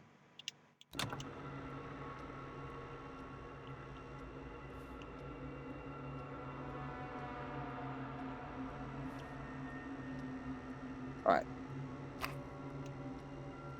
Alien sightings number 75. UFO over Park 12 of 5. 10. Clear sky. So this guy's really into sci-fi stuff. Do not tape over. Alien sightings number 75.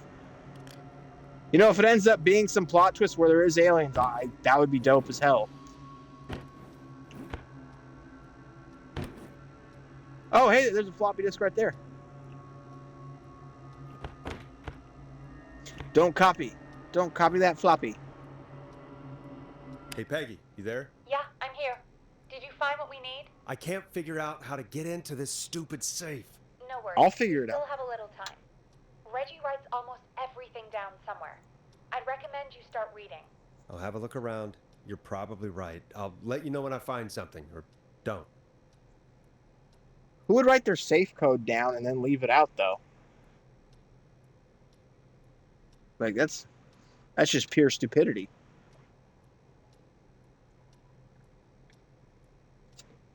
Whew. So this is this dude's Looks safe? like I need a 4-digit code. Hint, very important date.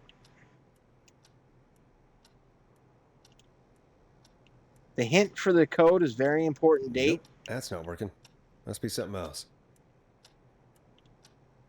Wait, is it 1968?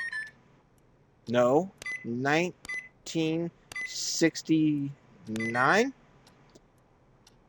1970? Okay, those are the three notable dates Nope, that didn't mention. that's not working. Must be Just something wanted to else. double check. All right, well, this shouldn't be that difficult to figure out. Let's go ahead. Certificate of completion. This is to certify that Reginald Scott has successfully completed the standard course in first aid to the injured. Issued by St. Gabriel's Hospital, 8/13/87. Well, that's not going to be the code. Unless he abbreviated it. It's only 4 digits. Take a quick look at all this other stuff. What's this? Clive, if you're reading this, stop stealing my Post-it notes.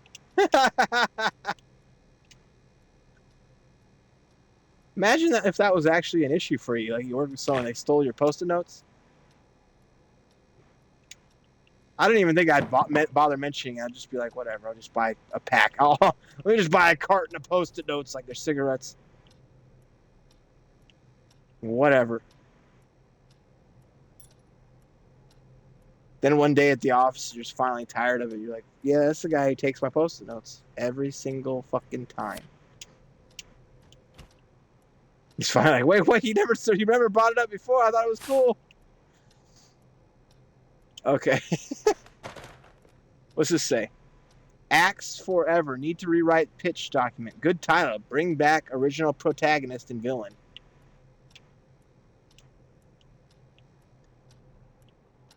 Let's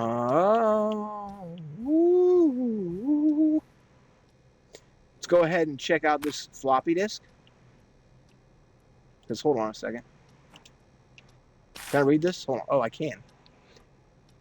Oh, okay. There's nothing to even. Oh, I already opened. Okay, that's not useful.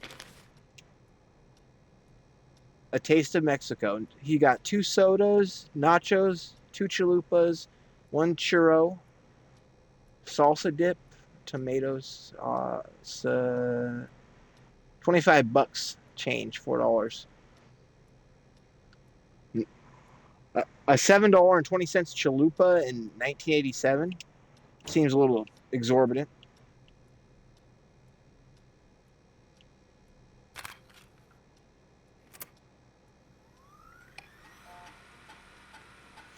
Could this be it? Okay, so he is literally writing a script. Pizza delivery killer who kills with a pizza cutter. Free slice on me. Deep cuts. Top secret.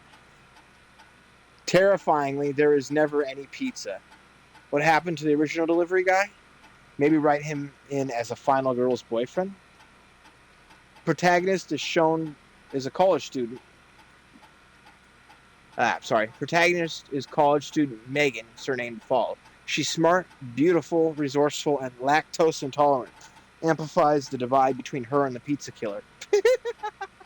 This guy's terrible at writing.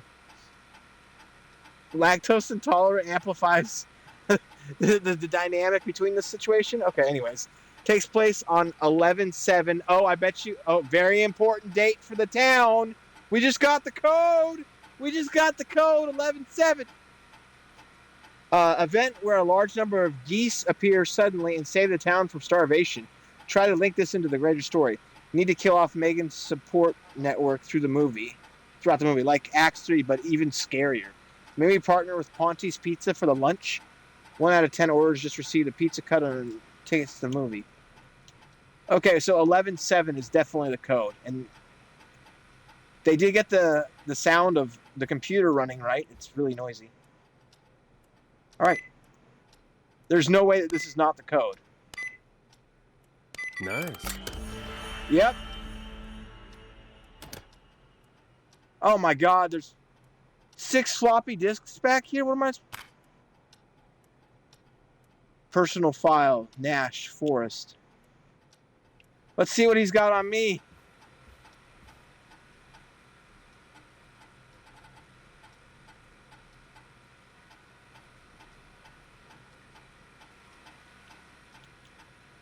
How do I eject the disc?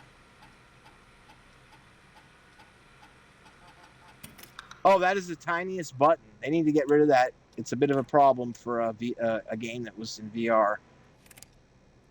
Let's see what he's got on me. Get a load of this, Peggy. Apparently, I'm a lone wolf type. Forrest, what are you doing? We don't have time for this. We have a man literally dying on the line, and you're more interested in you. You're right. I'm sorry. I need to focus on possible candidates. I can read the rest of this later. Notes, I can't believe we actually got the Forrest Nash here in Gallows Creek. His motivation may be low. His demands are a bit beyond our means, and he's currently blacklisted from any reputable station. But honestly, we don't have a reputation to lose. Forrest isn't really integrating with the team. Seems to have this lone wolf thing going on. Heard him call Jeannie, Janine, and Brenda in his first week. Hopefully this changes when he gets settled. I've paired Forrest with Peggy for his show. They seem to have developed a relationship of sorts pretty quickly, which is good because we don't know. I'm sorry. We sure don't have the show to budget to pair him with Karen. I take it Karen isn't as friendly. Okay, so we're done reading about myself. So this is Bradley Carter.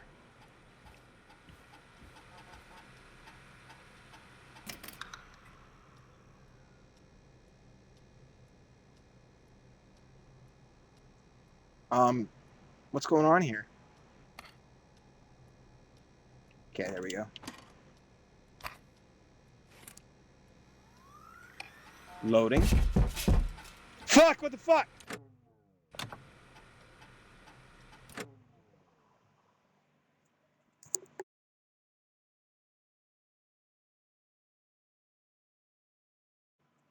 That knocking was in the game, right? That scared the fucking shit out of me. Oh my god. That sounded like someone was knocking at my door. Oh my god. That was a good scare. I'm sorry, folks. That really scared me. That genuinely startled me. Someone's starting to screw with us. Let's go ahead and see what... Am I losing my mind? Considering the back door is just open to the elements, I'm sure the killer did just come in and knock on my door. God, I'm so screwed. No, just close all the way. Oh, God, that's... Hey, Peggy, you there? Yeah, I'm here.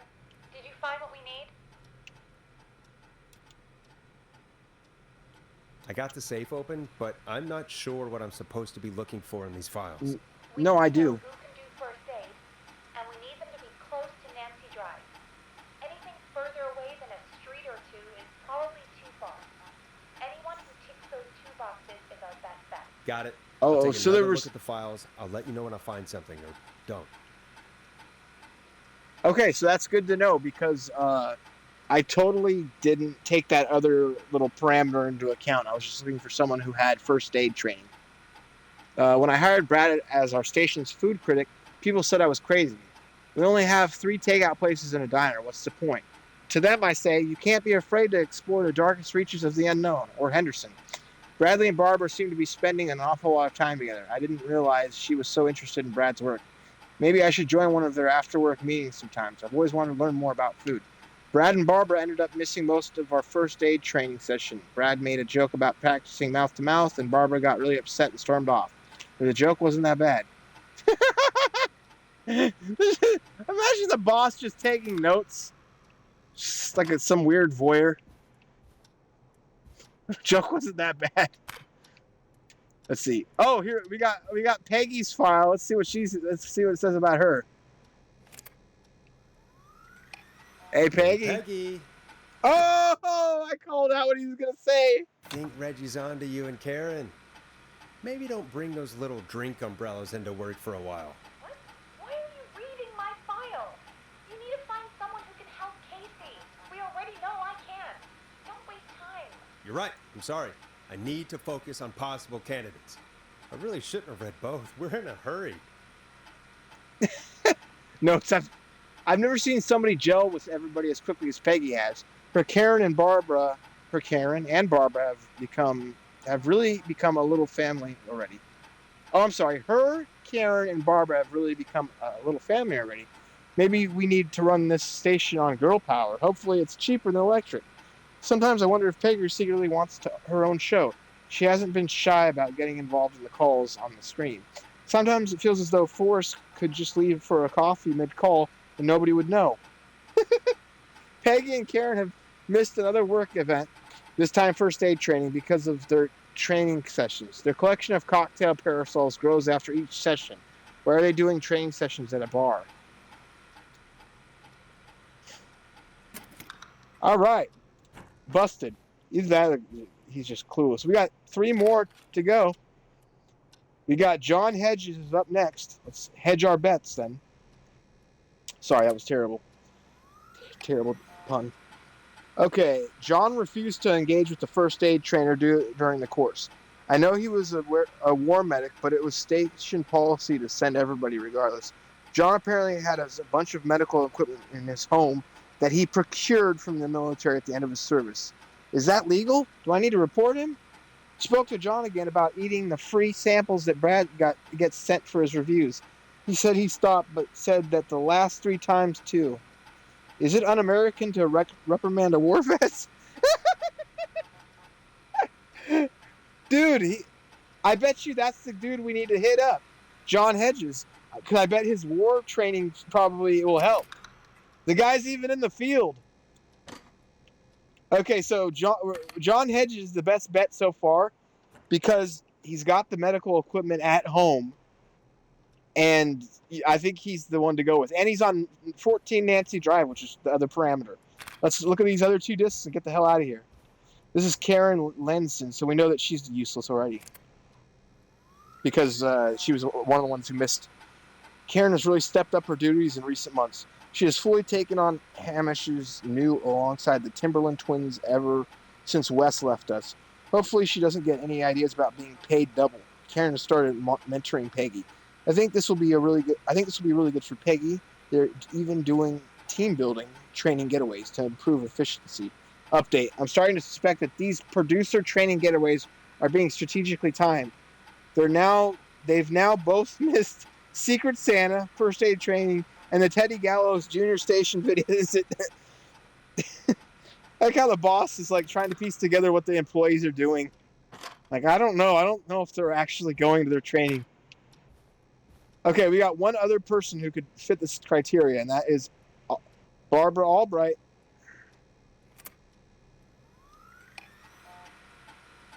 Craven Street.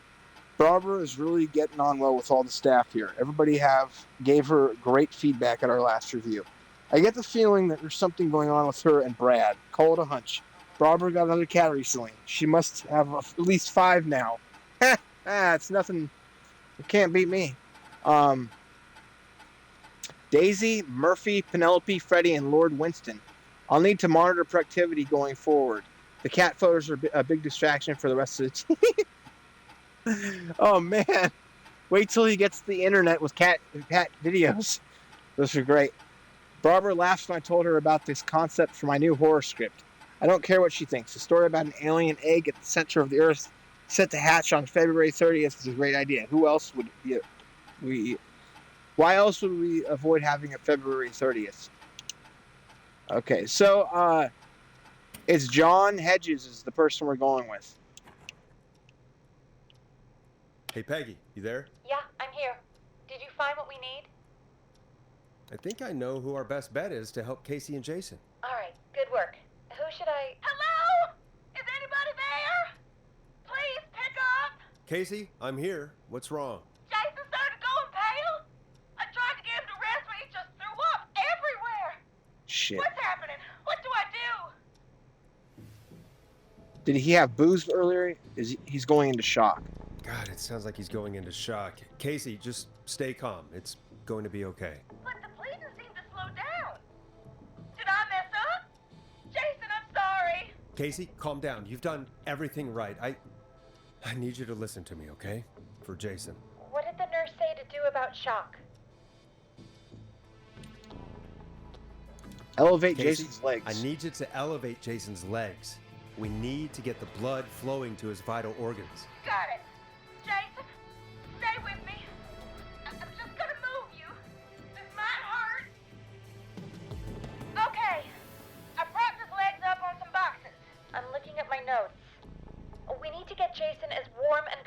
as possible. Do you have anything you could use nearby, Casey? Yeah! I still have some laundry next to me. I'll wrap him in some blankets. Just give me a second. Sorry. Jason's bleeding through his bandages. Should I get him new ones? Or... No, you just put one on top. God. That's what she said. Don't remove the bandage. Apply another one on top of it. Do you still have something you can use? I've used the rest of the laundry to keep him warm, so... I'll use my jacket. I can always get a new one. I'll fix his bandage and get him warm. Hold on, please. You can do it, Casey. Wait, unless this is Casey Anthony, then she's the one who probably is the killer. Sorry. I'm done. You're gonna be okay, Jason. Just relax now, okay? Forrest, I'm scared. He's not doing well. Is he gonna... Casey, I need you to be strong for Jason. Sit with him and reassure him that everything's gonna be okay. Okay? Okay. But please, I can't give him what he needs. Please sit down. I can't lose him. All right, Forrest, we need to hurry. Jason doesn't sound like he's doing too well. You said you knew who to call earlier? Who was it? You gotta call John Hodges. John Hedges. He lives on Nancy Drive. He didn't really participate in the first aid training, but he's a former war medic. He's probably the most trained person we have. Really? I never really spoke to him before. A war medic, huh? Yeah, and You just lower the audio that's playing right now, the music. I'd like to be able to hear the volume of the vocals. according to Reggie's notes, John keeps all of his old equipment at his house. He's something of a hoarder. All right. What's his number? 5420735. Calling now. Let's hope he picks... Who the hell is this calling me at... What time is it? John, it's Forrest Nash here at KFAM. We have an emergency and we need your help. Forrest? If this is a work emergency, then it can wait until the goddamn morning. Just leave me a note like everybody else. John, no, this is a medical emergency. A man has been stabbed by the Whistling Man, or... Never mind. He's badly hurt, and he's going to die unless we get someone to him now. The Whistling Man? What kind of joke is this? John, we're not kidding. A man is gonna die if we don't help him right now. Seriously? I haven't been called on for over 10 years. Where's the patient? What's his condition? He's at 25 Nancy Drive. I think we got his friend to stem the bleeding, but he's gone into shock. He's passed out right now. You say he was stabbed? Do you know the extent of his injuries? From what we were told, he has 2 major stab wounds. One to the stomach and one to the leg. The knife is still in his leg, and the stomach wound is open. Understood. Let me grab a few supplies and I'll head right over. Damned if he dies on my watch. Thank you, John. I think Let we him know picked the you're on right your way. person. Good luck. Hello, Casey. Are you there? How are we doing? Bad. Jason seemed really weak and then just started thrashing. What about now? Is he still thrashing? He's passed out. Please tell me you found someone to help. Casey, help is on the way. My colleague will be there soon. You hear that, Jason? Someone is coming. You're gonna be just fine. Just hold on for me, okay? Just hold on. Come on. Hello, Casey? This is John Hedges. I'm here about Jason. Please let me in. Well? That's Jason there. Casey, I'm gonna need your help. Forrest, Peggy, don't you two worry. We've got this from here. Okay. Forrest, we'll call you back later. I have to go now. Good luck, everyone. God, I Oh. hope he's gonna be all right. And with that, the show moves on. We're sending our best wishes to Jason. I think we saved that guy. That's sound Well, effect. after all that excitement, I think we could use some music. Come back upstairs when you're ready. Let me get the disc of John Hodges because he's awesome. That's not the disc of John Hodges. John Hodges. Okay, we'll take a souvenir from him. Let's get the hell out of this nightmare. Whew. We made a good choice, folks. I'm glad. Because I've been getting people killed. I'm not even doing it intentionally.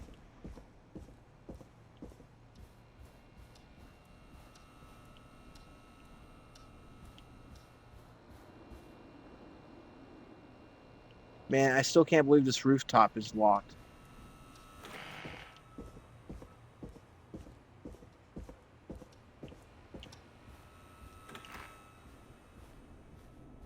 Oh, okay.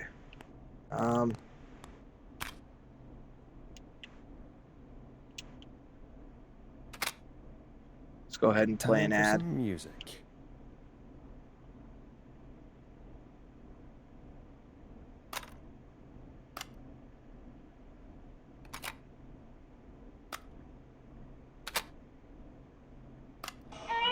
The world-famous annual Gallows Creek Harvest Festival. Good Lord, that was loud. Is back.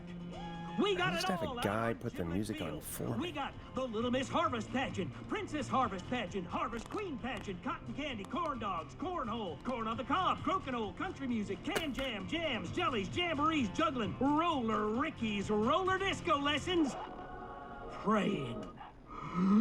We got baby crawling, balloon popping, balloons for sale, beard contest. Play a record for us. Hey, toss, hey, you there. I was listening to the Beards for Sale or whatever he said, beard contest.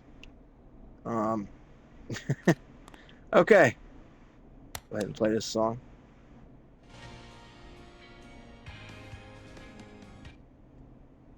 It's getting pretty late. This might be your last break for the night, so try to enjoy it. Give me a buzz when you want to go back on air. Oh, folks, we are at the 1 hour and 52 minute mark. We're going to go ahead and take on this last part of the game, which I think my suspicion is this is going to be where we get attacked and Peggy gets attacked. Let's hope we can save Peggy. I don't know how difficult it'll be. Let's hope we can save ourselves. Well, let's get to it. There's nothing really to collect. Yeah, we've already got the keys and everything played, so. All right, Peggy, let's roll. You got it. Wow, he said exactly what I said. That was totally a We've coincidence. got another call coming through, too. Okay, Forrest, shut the music off. Music is off. All right, taking this call. Welcome back to 189.16, The Scream. I believe we have another caller on the line. How are you tonight, caller? Forrest, man. Hey, it's Roller Ricky. Good to hear from you again. How you holding up after everything? Is Maxie okay? Maxie is a little fighter, man. I just know he's gonna pull through.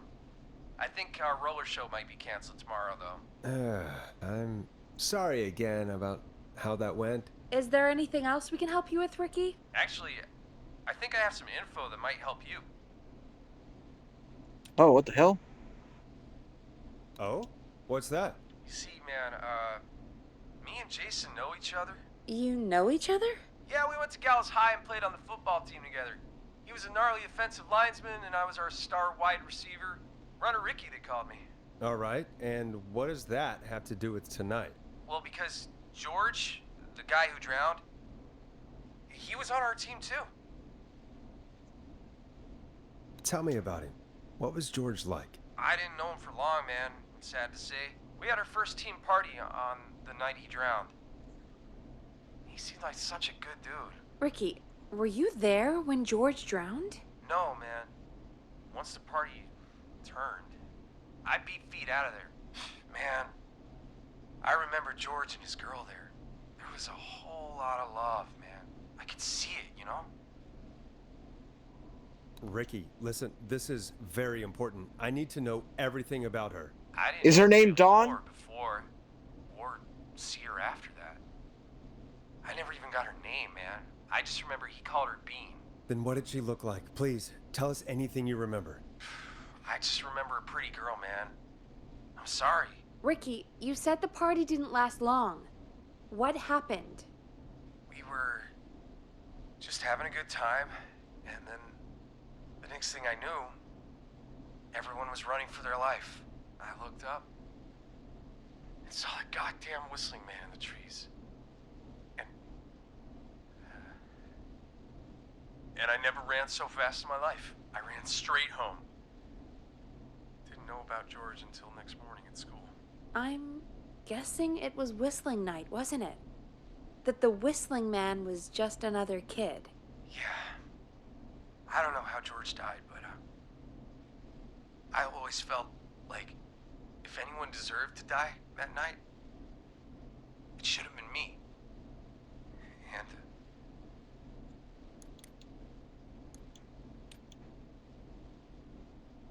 Ricky, it wasn't your fault. You're not a bad person. I know that now, man. It took a long time to learn, but yeah, just thought I'd tell you all what I know. Thank you, Ricky. This helps. Thank you. You got it, man. Anyway, I think it's time This for you, helps. Max, to free up your phone lines. Night, Ricky. All right, folks. Looks like we got a new lead in the case. If anyone has any info about this mysterious being, please call in. If she was George's girlfriend back then, she's probably in her mid to late 30s now. Huh.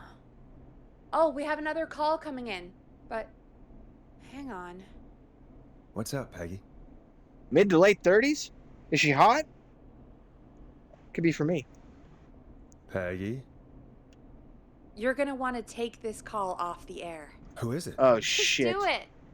All right, folks, it's time for another track. Here's one to help you sit back and relax. We'll be right back after this. You'll like this next song. I hope this is good news, Peggy. Who have we got? This is wild. Find out for yourself on line 1. Huh. Okay. One moment, folks. I just want to grab some water. Thank you for your patience in advance.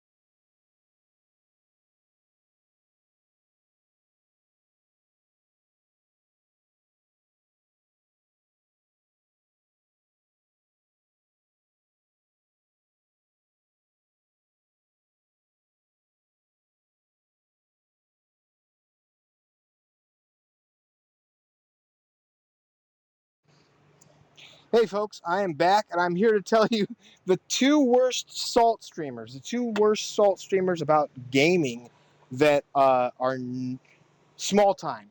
And they are Fratanga Plays, or whatever the fuck his name is, and Griffin Gaming. They're both the same person, and they hate each other, so it's really fucking funny. Fratanga is upset about, people who buy NVIDIA's new graphics cards because he's a bitch. And Griffin is a bitch because he's just always upset. They're both terrible people.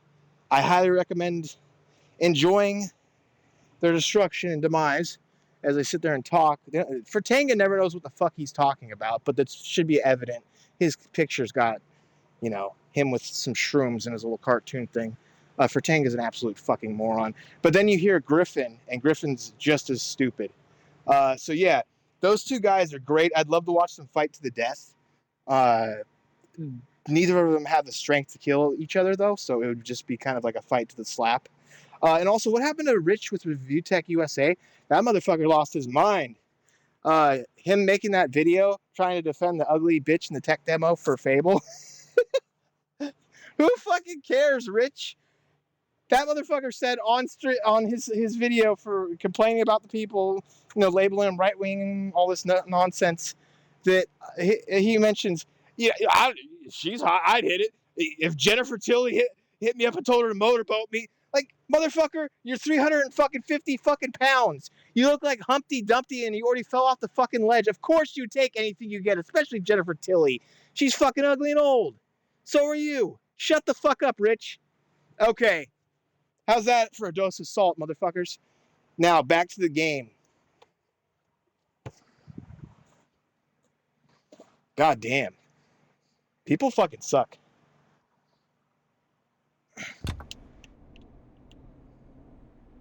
Hello? Forrest! I'm glad I got back through to you. Sounds like it's been a bit... Oh, and Fratanga, stop being a poor little faggot. Yeah. busy night, huh? Surprise! It's Leslie, our 911 operator, leading the charge from Henderson to come save us. It's so good to hear from you. Are you okay?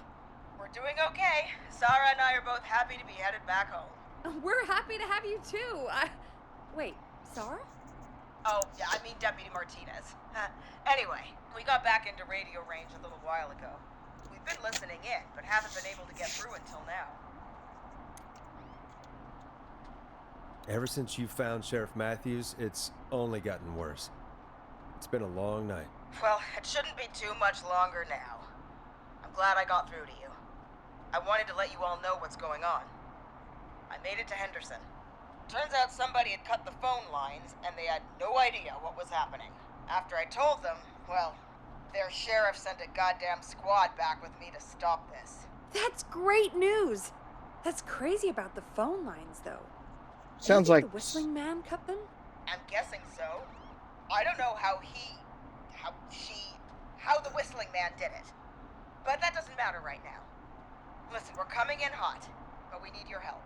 I know Gallows Creek isn't a big town, but if we don't know where the Whistling Man is, we can't get him. Her. That's where you come in.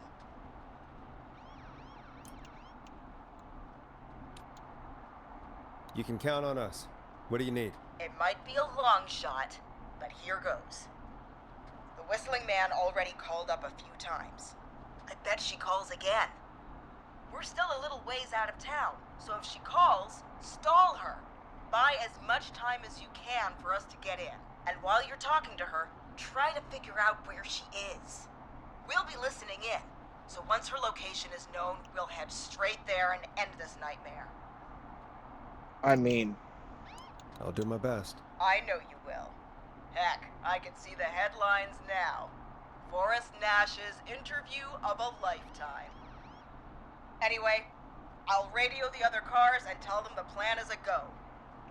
Hopefully the next time I see you, it'll be with our killer behind bars. Take care now. We'll see you soon, Leslie. Oh, thank God. It sounds like this is almost over. We're nearly through this. That probably means we're the last two targets, Peggy. Stop getting so excited. We're about to get killed. I hope you're right. The sooner this is over, the better. I am right. Trust me. Anyway, How are we you should right? get you back on air. Taking callers is the only way to see this through. Time to turn the music off. Stop. Bringing you back live now. Welcome back to The Scream with me, Forrest Nash. The line is lit up, but before I get to our next caller, I just want to say things are looking up. It's almost over. But for now, let's bring in our next caller. Okay. Evening, caller. This is Forrest Nash. Hello, Forrest. This is John Hedges. I'm Hey. here with Casey. I wanted to give you an update on Jason. John, is he going to be okay? He's a fighter. He'll be fine. We've got him stabilized and resting in a bed. We're preparing to move him to the hospital. Thank you so much. If you hadn't been there, then... God, I don't even want to think about what would have happened. Of course, Casey. We're just happy he's okay. John, Casey, you two did all the work. I was just Tell about to say Jason that. get I well didn't do soon anything. from us, whenever he's up for it. Well, why don't you tell him yourself? What's up, DedSec? I don't like Watch Dogs. I'm just fucking with you.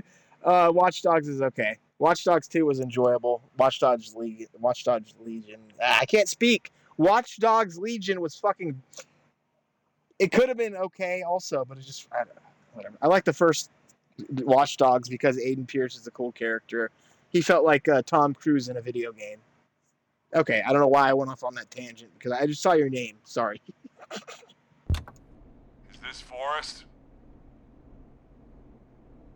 Jason, we meet at last. It's good to hear you, Jason.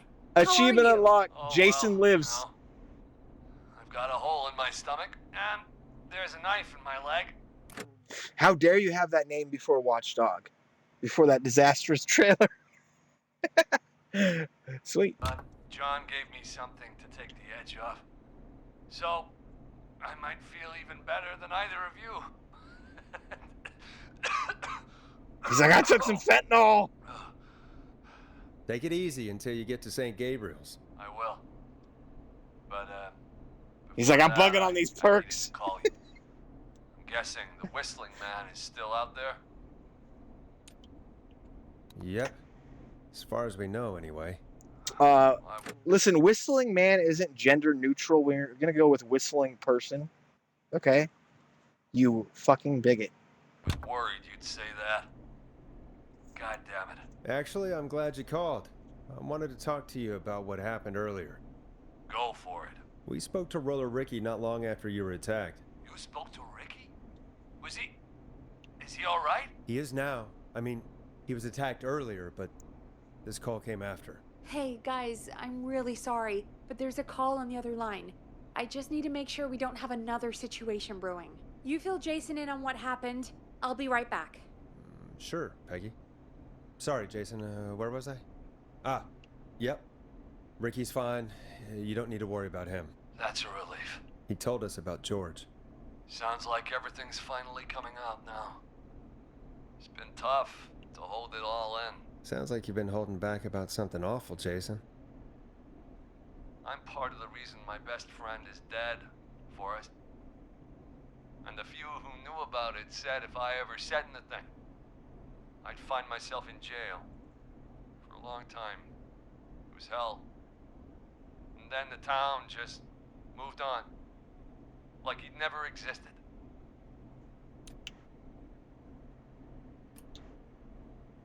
What happened that night? I went along with the stupid prank, that's what. Whistling night. Some of the guys on the football team had an idea for a way we could... Oh, I already know that, dude. I already knew it was a female. You didn't spoil anything for me. Nice try. Bye. Party in the woods. And have the Whistling Man crash it. It was stupid. You figured that out 2 hours Had a ago. role. I was the stabbed friend. At the party that night, I left the group for a second. Met our Whistling Man. Pretended to get stabbed in front of everyone. Started an almighty panic, those screams. That was the last time I saw or heard George alive. How did George die, Jason? I don't know. I was playing dead. But when I heard her scream... Ricky mentioned a girl named Bean. Is that who you mean? Bean. Oh, yeah. I guess George did call her that. Yeah. He called her Bean. I heard her again tonight, Forrest. Her name was... What? What happened? Are we still All on right, air? so I gotta restore the power. Okay. How do we get it back on? I don't, we can use the emergency generators down in the basement. Reggie picked it up a while ago in case we ever needed to do an emergency broadcast. An emergency broadcast? Emergency? You know, nuclear war, alien attack, broadcasting a serial killer's location to the cops so we can end this nightmare. Fair point. It's in the storage area, in the far back corner, up on the wall. You might have spotted it earlier when you were digging around for all those tapes. It'll have a big red button. Just press that. I'll see you when you're back. Okay, this is one way to get us separated and Peggy can get killed. We gotta be quick. I know exactly what button she was talking about, though. I did see it. Real quickly, what about... that dude, Jordan, tried to spoil the game for me. Plot twist, bitch. I'm faster than you. What a fucking... Man.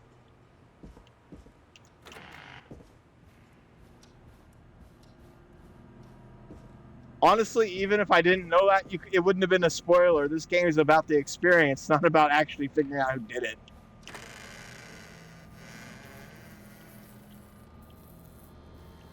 Oh, you guys are a riot. It's good that I'm always one step ahead of you, isn't it?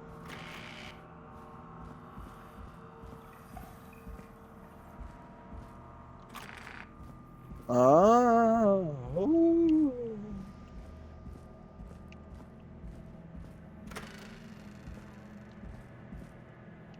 Wait a second. I pressed the wrong button.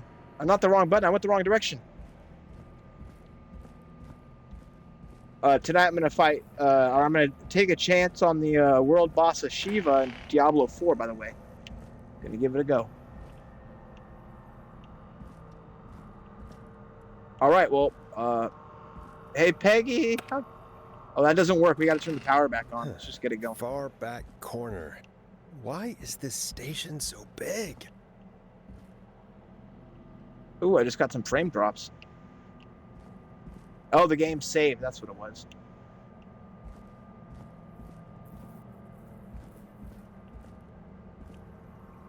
There it is. That must be it. Boom! We've got power. Oh my god, I can hear him. The whistling man.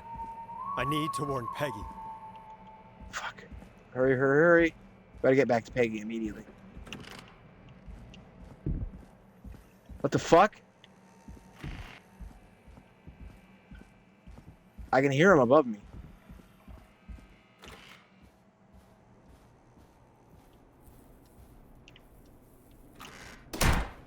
No shit!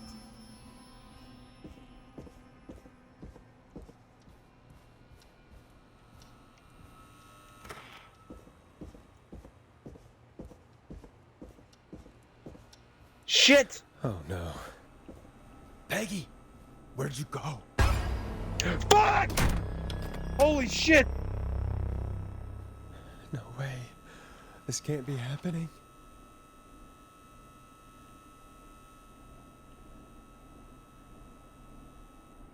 What the... A call. They want me to take the call?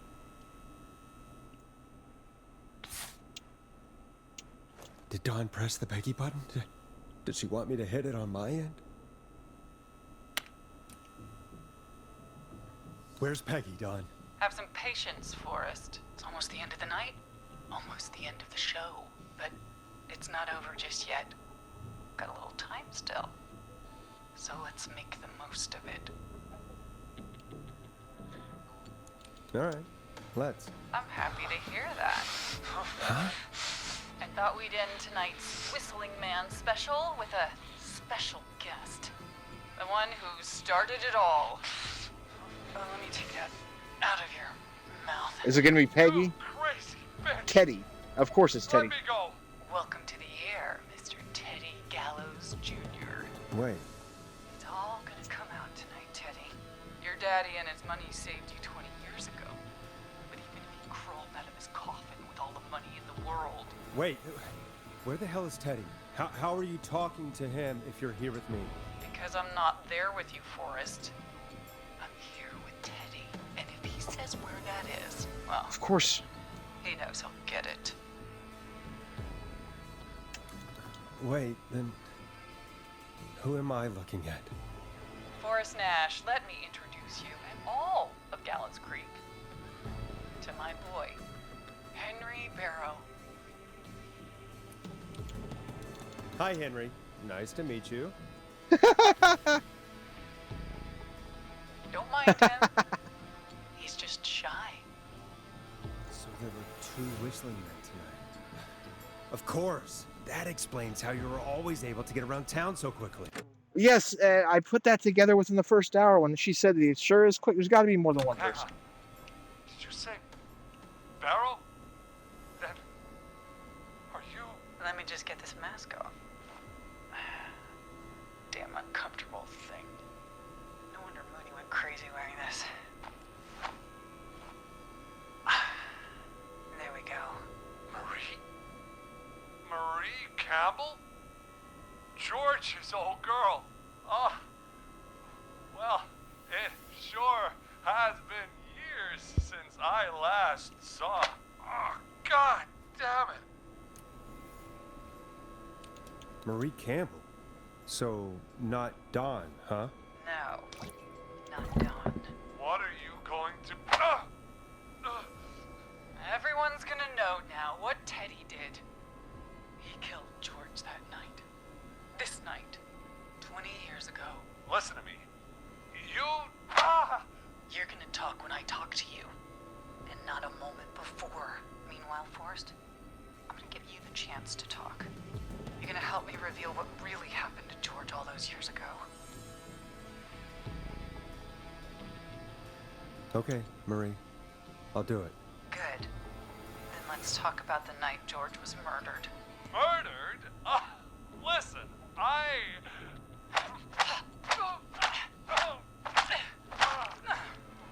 I said you speak when you're spoken to. Now, I know you've done some good work tonight in piecing together what happened to George 20 years ago, and that's why I want you to interview us. Interview you? All right. I can do that. Thank you. I want you to help me and Teddy tell the story, Forrest. Do a good job. And hell, you might be the only one to leave here alive.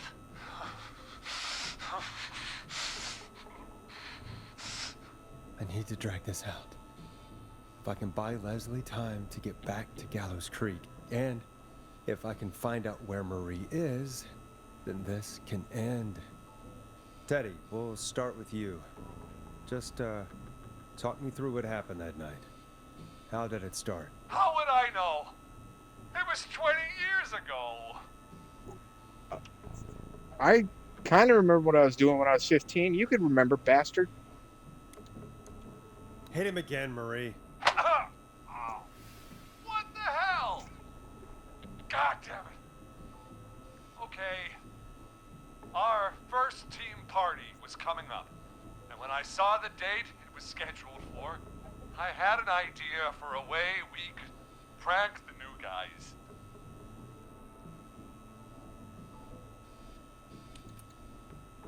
What made that night special? That was the night Mooney went missing. We couldn't pass it up. I was just surprised. No one had ever thought to do it before. Wait. You mean this was the first whistling night? Keep talking, Teddy. We went up near Whistling Point. God, who was there? Me, Jason, and George, of course. But George didn't come alone. He brought Marie. And Roller Ricky, he was there too, wasn't he? Yes, Ricky was there too. Runner Ricky, our one wide receiver. I helped him off the bottle, you know? Because I'm a decent man. Is that so? Yes, it is. He came apart one day. Some people do. He had some issues. Wasn't stable. I didn't want him to hurt his chances in life. So, I helped him keep himself together.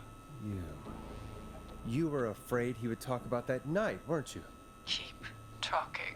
About midway through the night, we put the prank into action. We looked up at the trees and saw Jason there, bloody, like he'd just been stabbed. And the whistling man, everyone ran, screaming. George and I and Ricky, we got left behind. But Ricky was in on it too. I know he was. He and Teddy were as close as anybody. Teddy must have told him the plan. Did you ask Ricky if he knew or not? I didn't see any reason to. Why? Because Ricky phoned up earlier. He didn't know anything about it, Marie. What? He had no idea what was happening. He said he was as terrified as anybody. Isn't that right, Teddy? You didn't tell him, did you? Ricky never could keep his mouth shut. If we told him, he would have given everything away. But well, it doesn't matter. He didn't run his mouth enough to tell anybody about it afterwards. He's still guilty. It was just a stupid prank. How can you still say it was just a prank? Oh, come on. God damn it. You made George think Jason had been murdered. He thought his best friend was dead. And so tonight you stabbed him for real? It's the role he wanted to play. Jason's still alive, Marie. He was with a friend. We talked her through how to stop the bleeding and got him professional help just in time. Oh. Well, shame he didn't have the good sense to die earlier. He's gonna regret that. Enough about him. Me and George took off running, but somehow we got separated in the woods. I ended up near the bottom of Whistling Point, and when I noticed George wasn't with me, I panicked. And then, I don't know how he snuck up on me, but the whistling man grabs me. I scream, and he starts laughing, telling me it's just a joke. I could stall for time here. How did you feel in that moment? I felt like nothing was real. I felt small and confused. And Who was under the mask, Marie? Who was the whistling man? it was Chuck. Chuck Brody. Laughing away. But then he stops. And he's looking up. At the top of Whistling Point. What was he looking at? Teddy, what happened next? Nothing. I mean, it was just... Teddy? George fell off Whistling Point. Where were you when it happened? You pushed him. You were up there. You were dressed as the Whistling Man, too, and... I didn't push him, God damn it! I just chased him up there, and he kept backing up. When I saw he was about to go over... Hello. Welcome in, quackers. I reached out. That's what you saw. You liar. It's not my fault. He didn't know it was a joke. If he'd had any brains, he would have realized. Ugh, you bitch. No one's going to believe this. After all you did. I believe her. You... What? Yes, in order to save him, I have to believe all women. It's the only proper choice. Even though Marie's been proven to be wrong. Why else cover it up?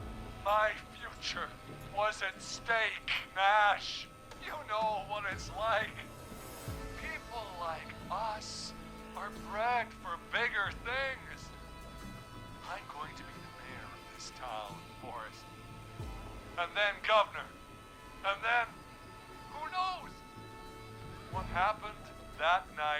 was tragic. It should never have happened. But it was a mistake. It was just a stupid joke gone wrong. Just like my So marriage. my father sent Clive out to clean it up. Why should a blip ruin my future? George was a blip? He wasn't a blip, Marie. His father covered it up from there. I searched for George's body all night, but Sandra found him the next morning while out jazz running. she found him in the river, but she lied about that to protect Teddy. She said something about her rent going up, unless she...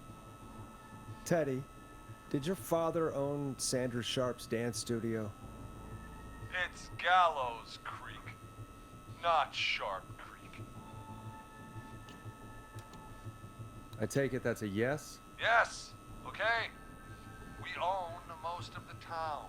That's it. Yes. Your father was going to run her out of business, unless she lied and said she found him in the reservoir instead of the river. What my father did in his business dealings is nothing to do with me. The false reports. That's why you killed Sheriff Matthews, too, isn't it, Maria? Not just to get him out of the way, but... Everyone was in on it, Forrest. Even the coroner wrote a fake report. Said George was drinking, that he just got himself into trouble. And I saw. I'm sorry. If Dr. Sullivan had survived, then maybe... there's no excuse for what she did, Forrest. I did my part. I tried everything I could think of. I even went to the newspaper, but no. That coward killed the story. But Maurice Russell is dead now.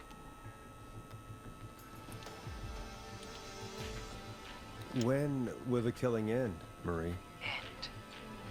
When does it end? You can't kill the world. This has to stop sometime. It has to. It never should have started. I shouldn't have pushed my George on the cliff. He should have been punished.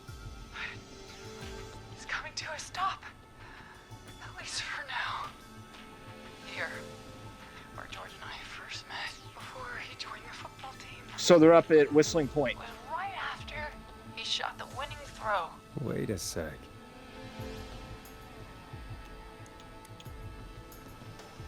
Oh, wait, fuck.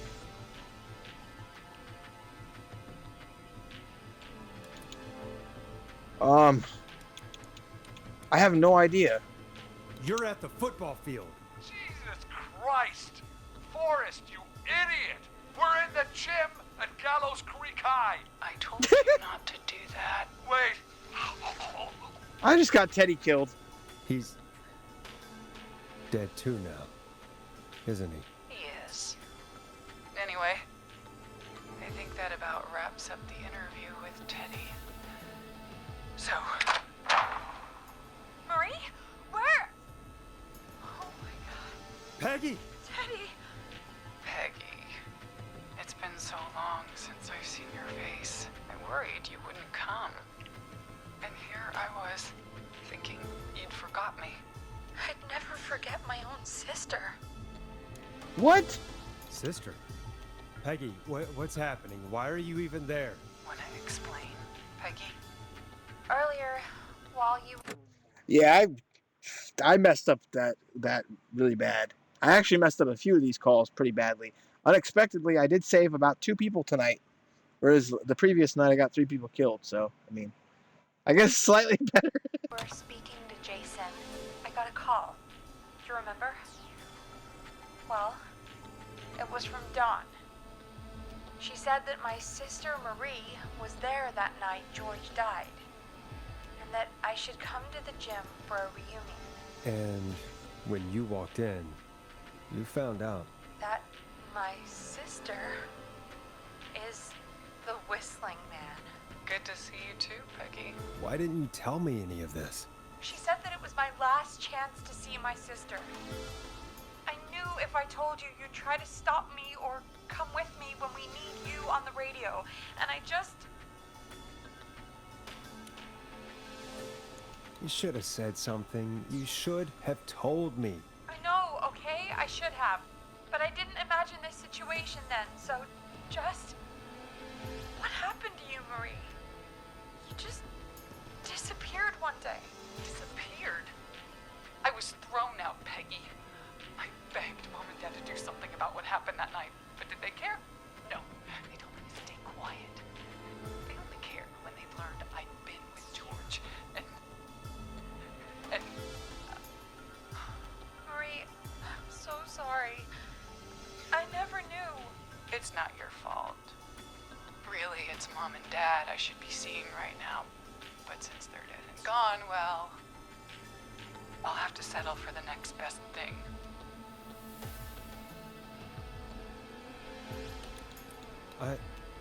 Wait. Is that why you went after that kid in the maze? Eugene Stein? Because his parents? That's right. Eugene's parents were there that night too, but they got themselves killed in a bus accident. And since only their child was left, Marie, please. Mom and Dad are gone, Peggy. Besides, you forgot me. Just like the rest. You forgot. Is there any way I can prove Peggy didn't forget Marie?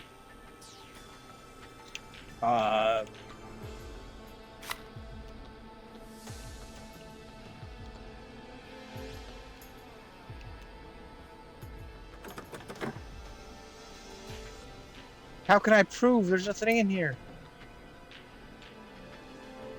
It hurt to be forgotten. I never forgot you.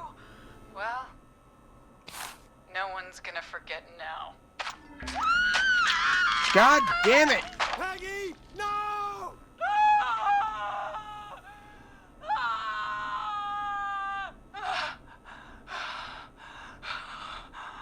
I was looking at the tapes to see if there was anything like that.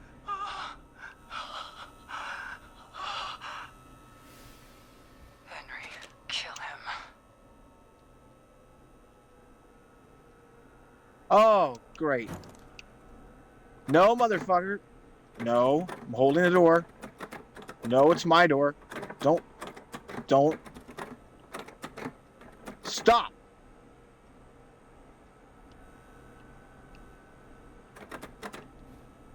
Henry, Ah! you don't have to do this. There's still time to make the right decision. Henderson police! Freeze! No! Henry! Get out of there! Henderson police! Freeze! It's not safe out there? Leslie, how's Peggy? Oh my god. Peggy, where's Marie? Gone. Bolted right as we got here. What? The police are This right is what we on our needed. heels. We won't be long now. We needed It's this. over, Forrest.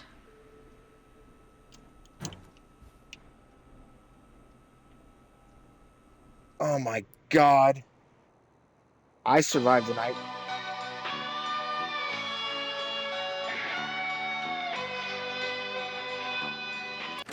Whoa, what is this little thing? Wait, hold on, the end? A question mark.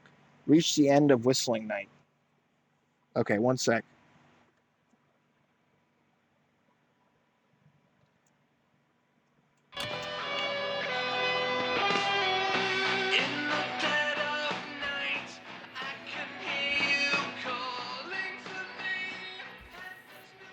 Am I... This is Officer Trout.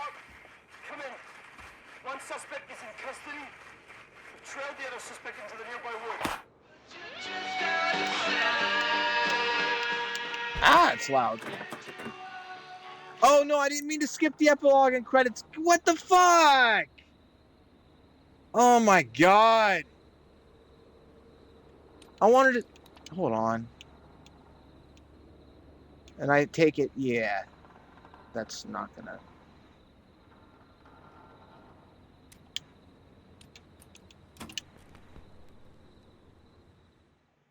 Oh my god. I like that the load screen's like a radio dial. I do like that quite a bit. I never forgot you. Oh, I can... No one's gonna forget now. No, see her birthday. She didn't...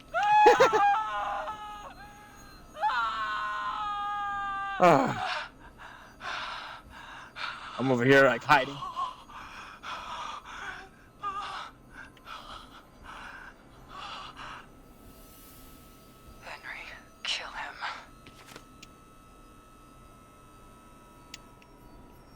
No, Henry.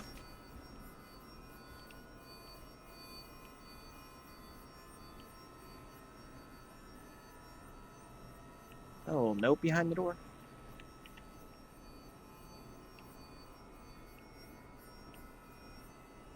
You sure waits a long time to open the door.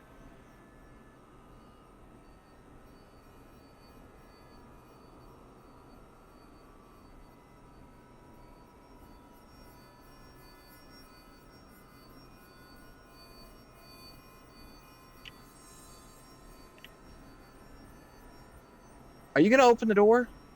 Henry. Oh, okay, there we You go. don't have to do this. There's still time to make the right decision. Of course, it's a scripted moment. No! Henry! Get out of there! Henderson police! Freeze! Forrest. Leslie? How's Peggy? She. Oh my god. Peggy, where's Marie? Gone. Bolted right as we got here. The police are right on her. Yeah, I'm going to have to play the whole game over. It's over, Forrest. Which is actually fine.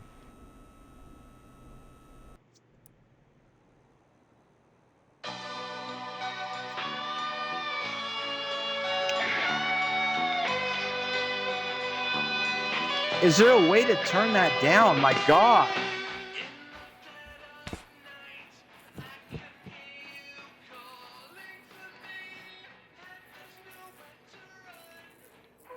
Officer Trout, come in. One suspect is in custody. Trail the other suspect into the nearby woods.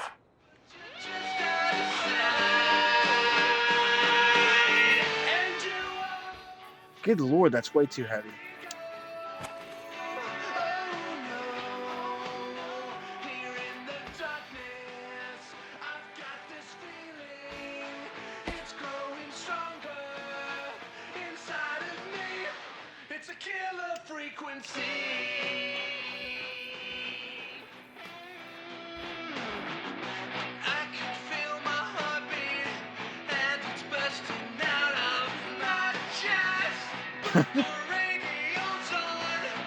Look at how many people. 18,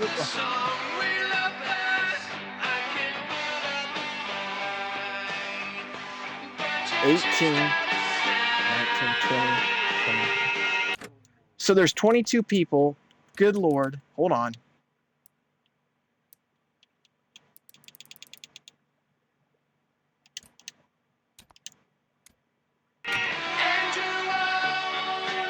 What the fuck? It didn't do anything. Don't you hate it when audio tracks are tied to not the music volume? That is so fucking annoying.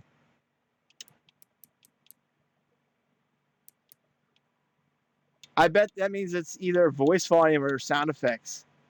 Let's find out just out of curiosity. Did they tie this audio to sound effects?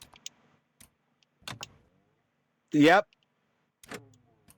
Well, that means that the police calls that are coming in through the shitty audio is also going to be coming through that channel. So that's a poor decision on the program. Every time I encounter that audio situation where they put two audio tracks on the same slider, it's such a problem. Definitely a first world problem. So yeah, there was, God damn it. Yeah, so what was that? 18, 19, 20, 21, and 22. 1, 2, 3, 4, 5, 6, 7, 8, 9 people died.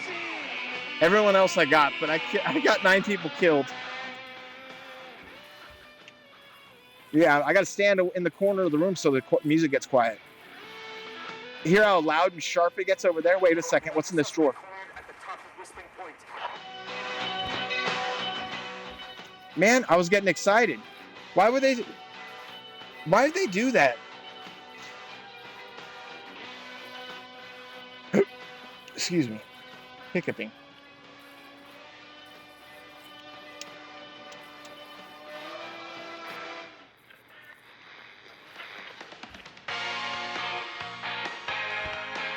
Stop! Put your hands in the air! Get down on the ground!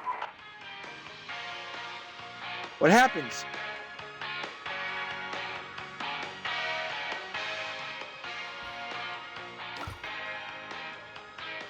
Don't move.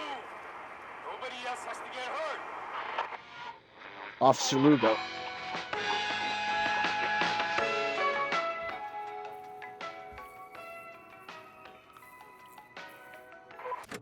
Stop!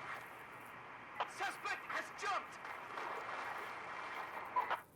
Sound like they hit water.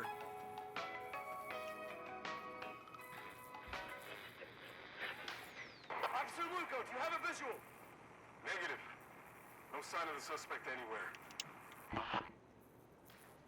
They escaped. What the?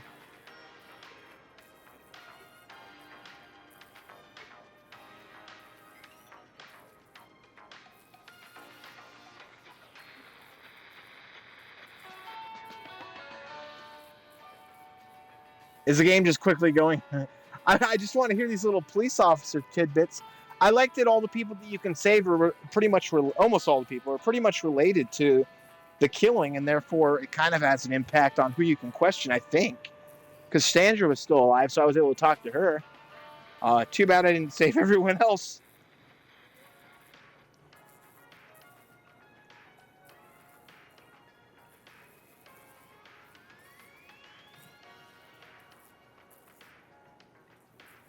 On the plus side, we still had enough information. Oh, the TV turned off. Hey! This is Fratman Plunker. We got a slow roasted pizza and a note to call this number. I just want to say, dude, thank you. This is like the best thing I have ever put in my mouth. This pizza made a single tear roll down the cheek of my good friend Norman the Barbarian. What? A little too late for this. But you're not. Was that Ponte's Pizza? That wasn't it? Oh my God. Well, that was the finale of a failure. For me, at least. We hit 2 hours and 43 minutes on this particular one. I'll have to replay the game and beat the sections that I messed up on. Literally, on Maurice, I accidentally got him killed by pressing the wrong button when I had him almost out of that office. We were guiding him out of there. We were doing great, and I pressed the wrong button.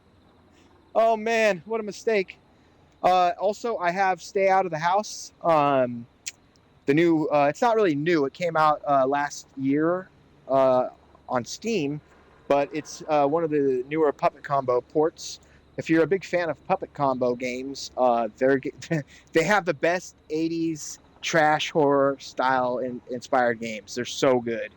The retro PS1 style graphics and all that jazz. I've played all of the Puppet Combo games.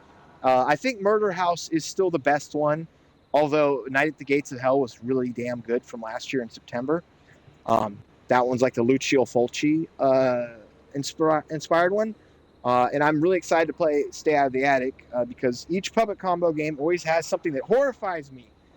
Like when I played Blood Wash a few months ago, and I was panicked in that one area with those, with all of the filing cabinets. I was like, oh my God. And then suddenly somebody was behind me. It's like, I can't put up with this shit. Yeah, the Puppet Combo games come off super cheesy and then they get seriously scary. It's really good.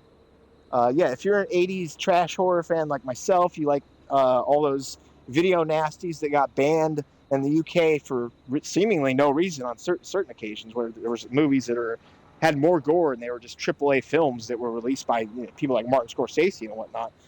Regardless, Puppet Combo is awesome.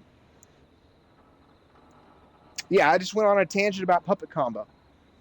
And a Torture Star Video, Home Interactive. Anyways, I will have this video uploaded to my YouTube within like 24 hours or so, which is irrelevant. Folks who watch my Twitch don't watch my YouTube. There's a separate crowd on my YouTube. 2:28 in the morning for me. I am going to go ahead and clock out. I'm going to try to give it a go with a real playthrough where we get everyone saved. But before that, we'll go ahead and play Don't Go in the House. In fact, let me give you a quick, whoops, let me go like this. Watch this, guys. Only 5:28 a.m. for you.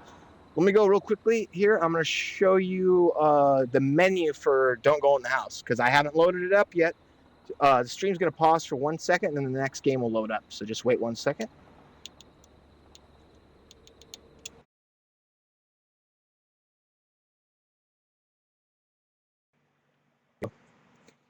And let's see. Come on, let's get that. Oh, yeah. And here we are. In fact, maybe I could do a little bit of a teaser for Stay Out of the House. So yeah, these games have heavy visual effects like CRT monitor effects, as well as scan lines and VHS effects. English. Can we go forward with English? English. Do I just hit exit then? There are violent and disturbing images in this game. Yeah, puppet combo games go hard. They're pretty violent. There's even nudity.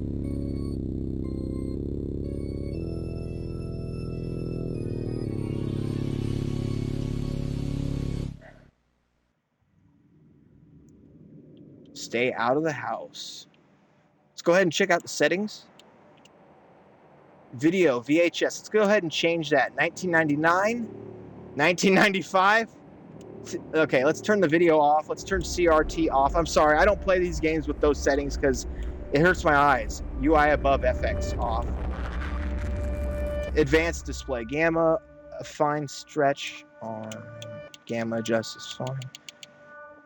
Is the screen, why is it moving? Motion blur. Oh, that's not it.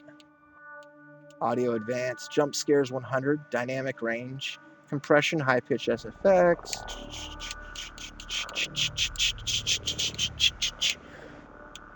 Motion blurs fine. Input advanced. Head bob on. Vibration off because I don't like vibration. All right, we'll do a quick preview of what this game is like. Just a few minutes of it because I am excited to play it. Stay out of the house.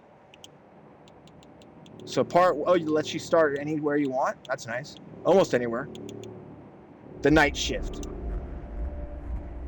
Select a difficulty. You might not make it out alive. The intended difficulty. Nobody's home. No hostile characters appear. Easy. You have a chance of surviving. You take less damage. Enemies are less aware of you. How survival horror is this version? You might not make it out alive. You will die. You have to manage hunger, thirst, and bleeding. You take fall damage. Okay, this sounds like the most in-depth puppet combo game yet because most of the other ones don't have this type of stuff. Take the night shift? Yes. Let's go ahead.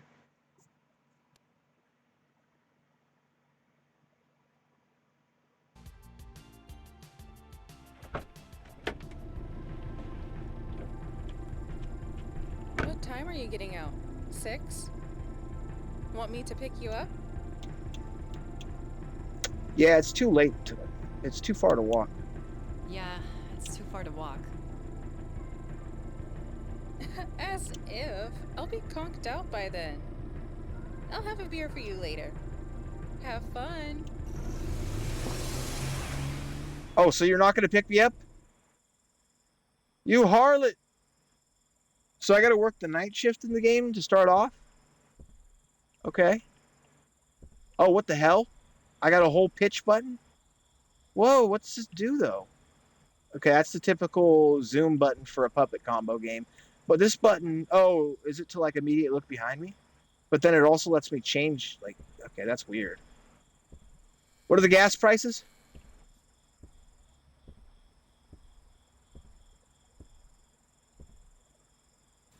I'm not driving. Okay. Yeah, we know that, but I just wanted to check this out. Okay, so this has got bathroom doors on the outside. One of those types of gas stations. I always like exploring the locations. And if you've played all the puppet combo games, I would highly recommend checking out I'm sorry, Happy's Humble Burger Farm. It's really good. Okay, I explored all that. Whoa, what the fuck's with the game's sensitivity just going crazy? Oh, look at the Bic lighters. I quit smoking. It's a big mistake, miss. Nothing special. Power Drill Massacre. That's a game that is that's one of Puppet Combo's games.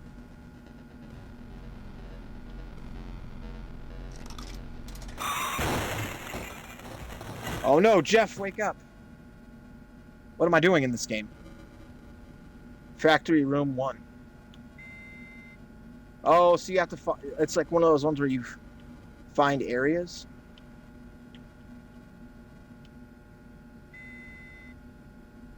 I don't know if you folks ever played these games where it would build up the area as you're walking along. Haunted House is one of the, like an Atari game, is one of the originals to like do this. You kind of just look like a pair of floating eyeballs. In fact, there might be an Angry Video Game Nerd episode with that thing. Oh, what the fuck? Fuck this game.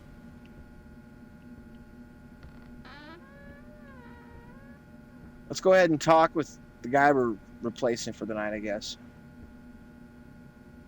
I think I like this head bob. Just in time. How do I talk to Hurry him? up and punch in. I've got a hot date tonight. Bullshit. You wish. Come on, I've got to go. Did you sweep the floor at least? Sorry, dude. I was too busy. Hey, Rick left a list of side work to do on your shift. Now I've got to get out of here. Oh yeah, one more thing. I can't find the keys anywhere. The bathrooms are locked up. So go behind the dumpster, I guess. Lovely. Hey, I'm just trying to be pragmatic. You should try it sometime.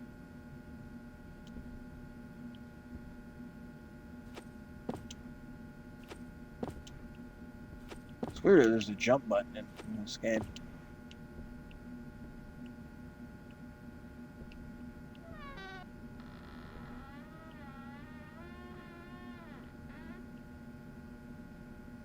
Extra stock that hasn't made it to the shelf. Okay. There's my clock punch. We're in the refrigerator. Nice. This game's gonna be a lot of fun tomorrow night.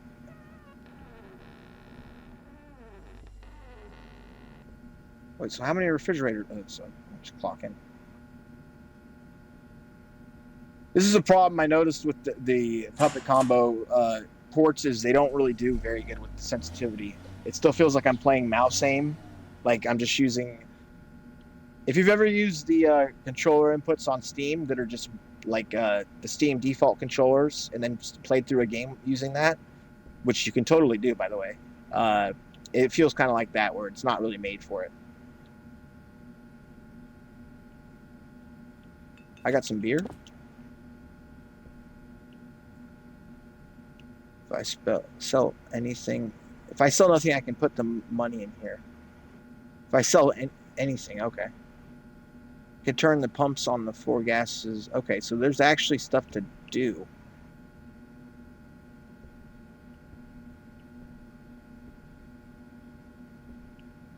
I can't leave the store. Okay.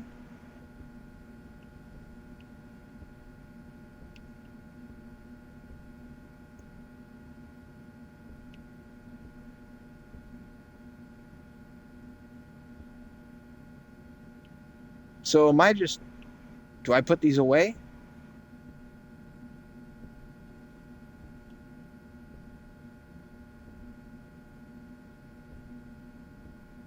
I just thought I might have something. He said he's got a list of things for me to do, but where is this list? Oh, here it is. Hey guys, sorry for the phone line. The phone line isn't fixed. You'll have to bear with me until the repair guy comes. Don't worry, I'm not expecting any emergencies. Of course you're not. It's me who's going to get murked. Nick murked. I need you guys to do a letter. I can't fucking read his handwriting.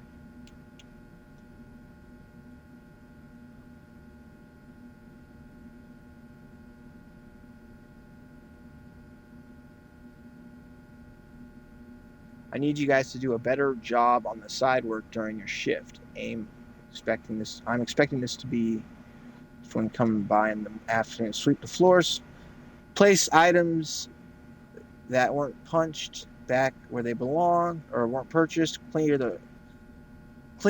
the bathrooms, Rick. Hey guys, oh my god, you can go through the hits and just read it without the bullshit. I just sound like a retard. Oh. Well, folks, I think we're going to have a long night ahead with this game.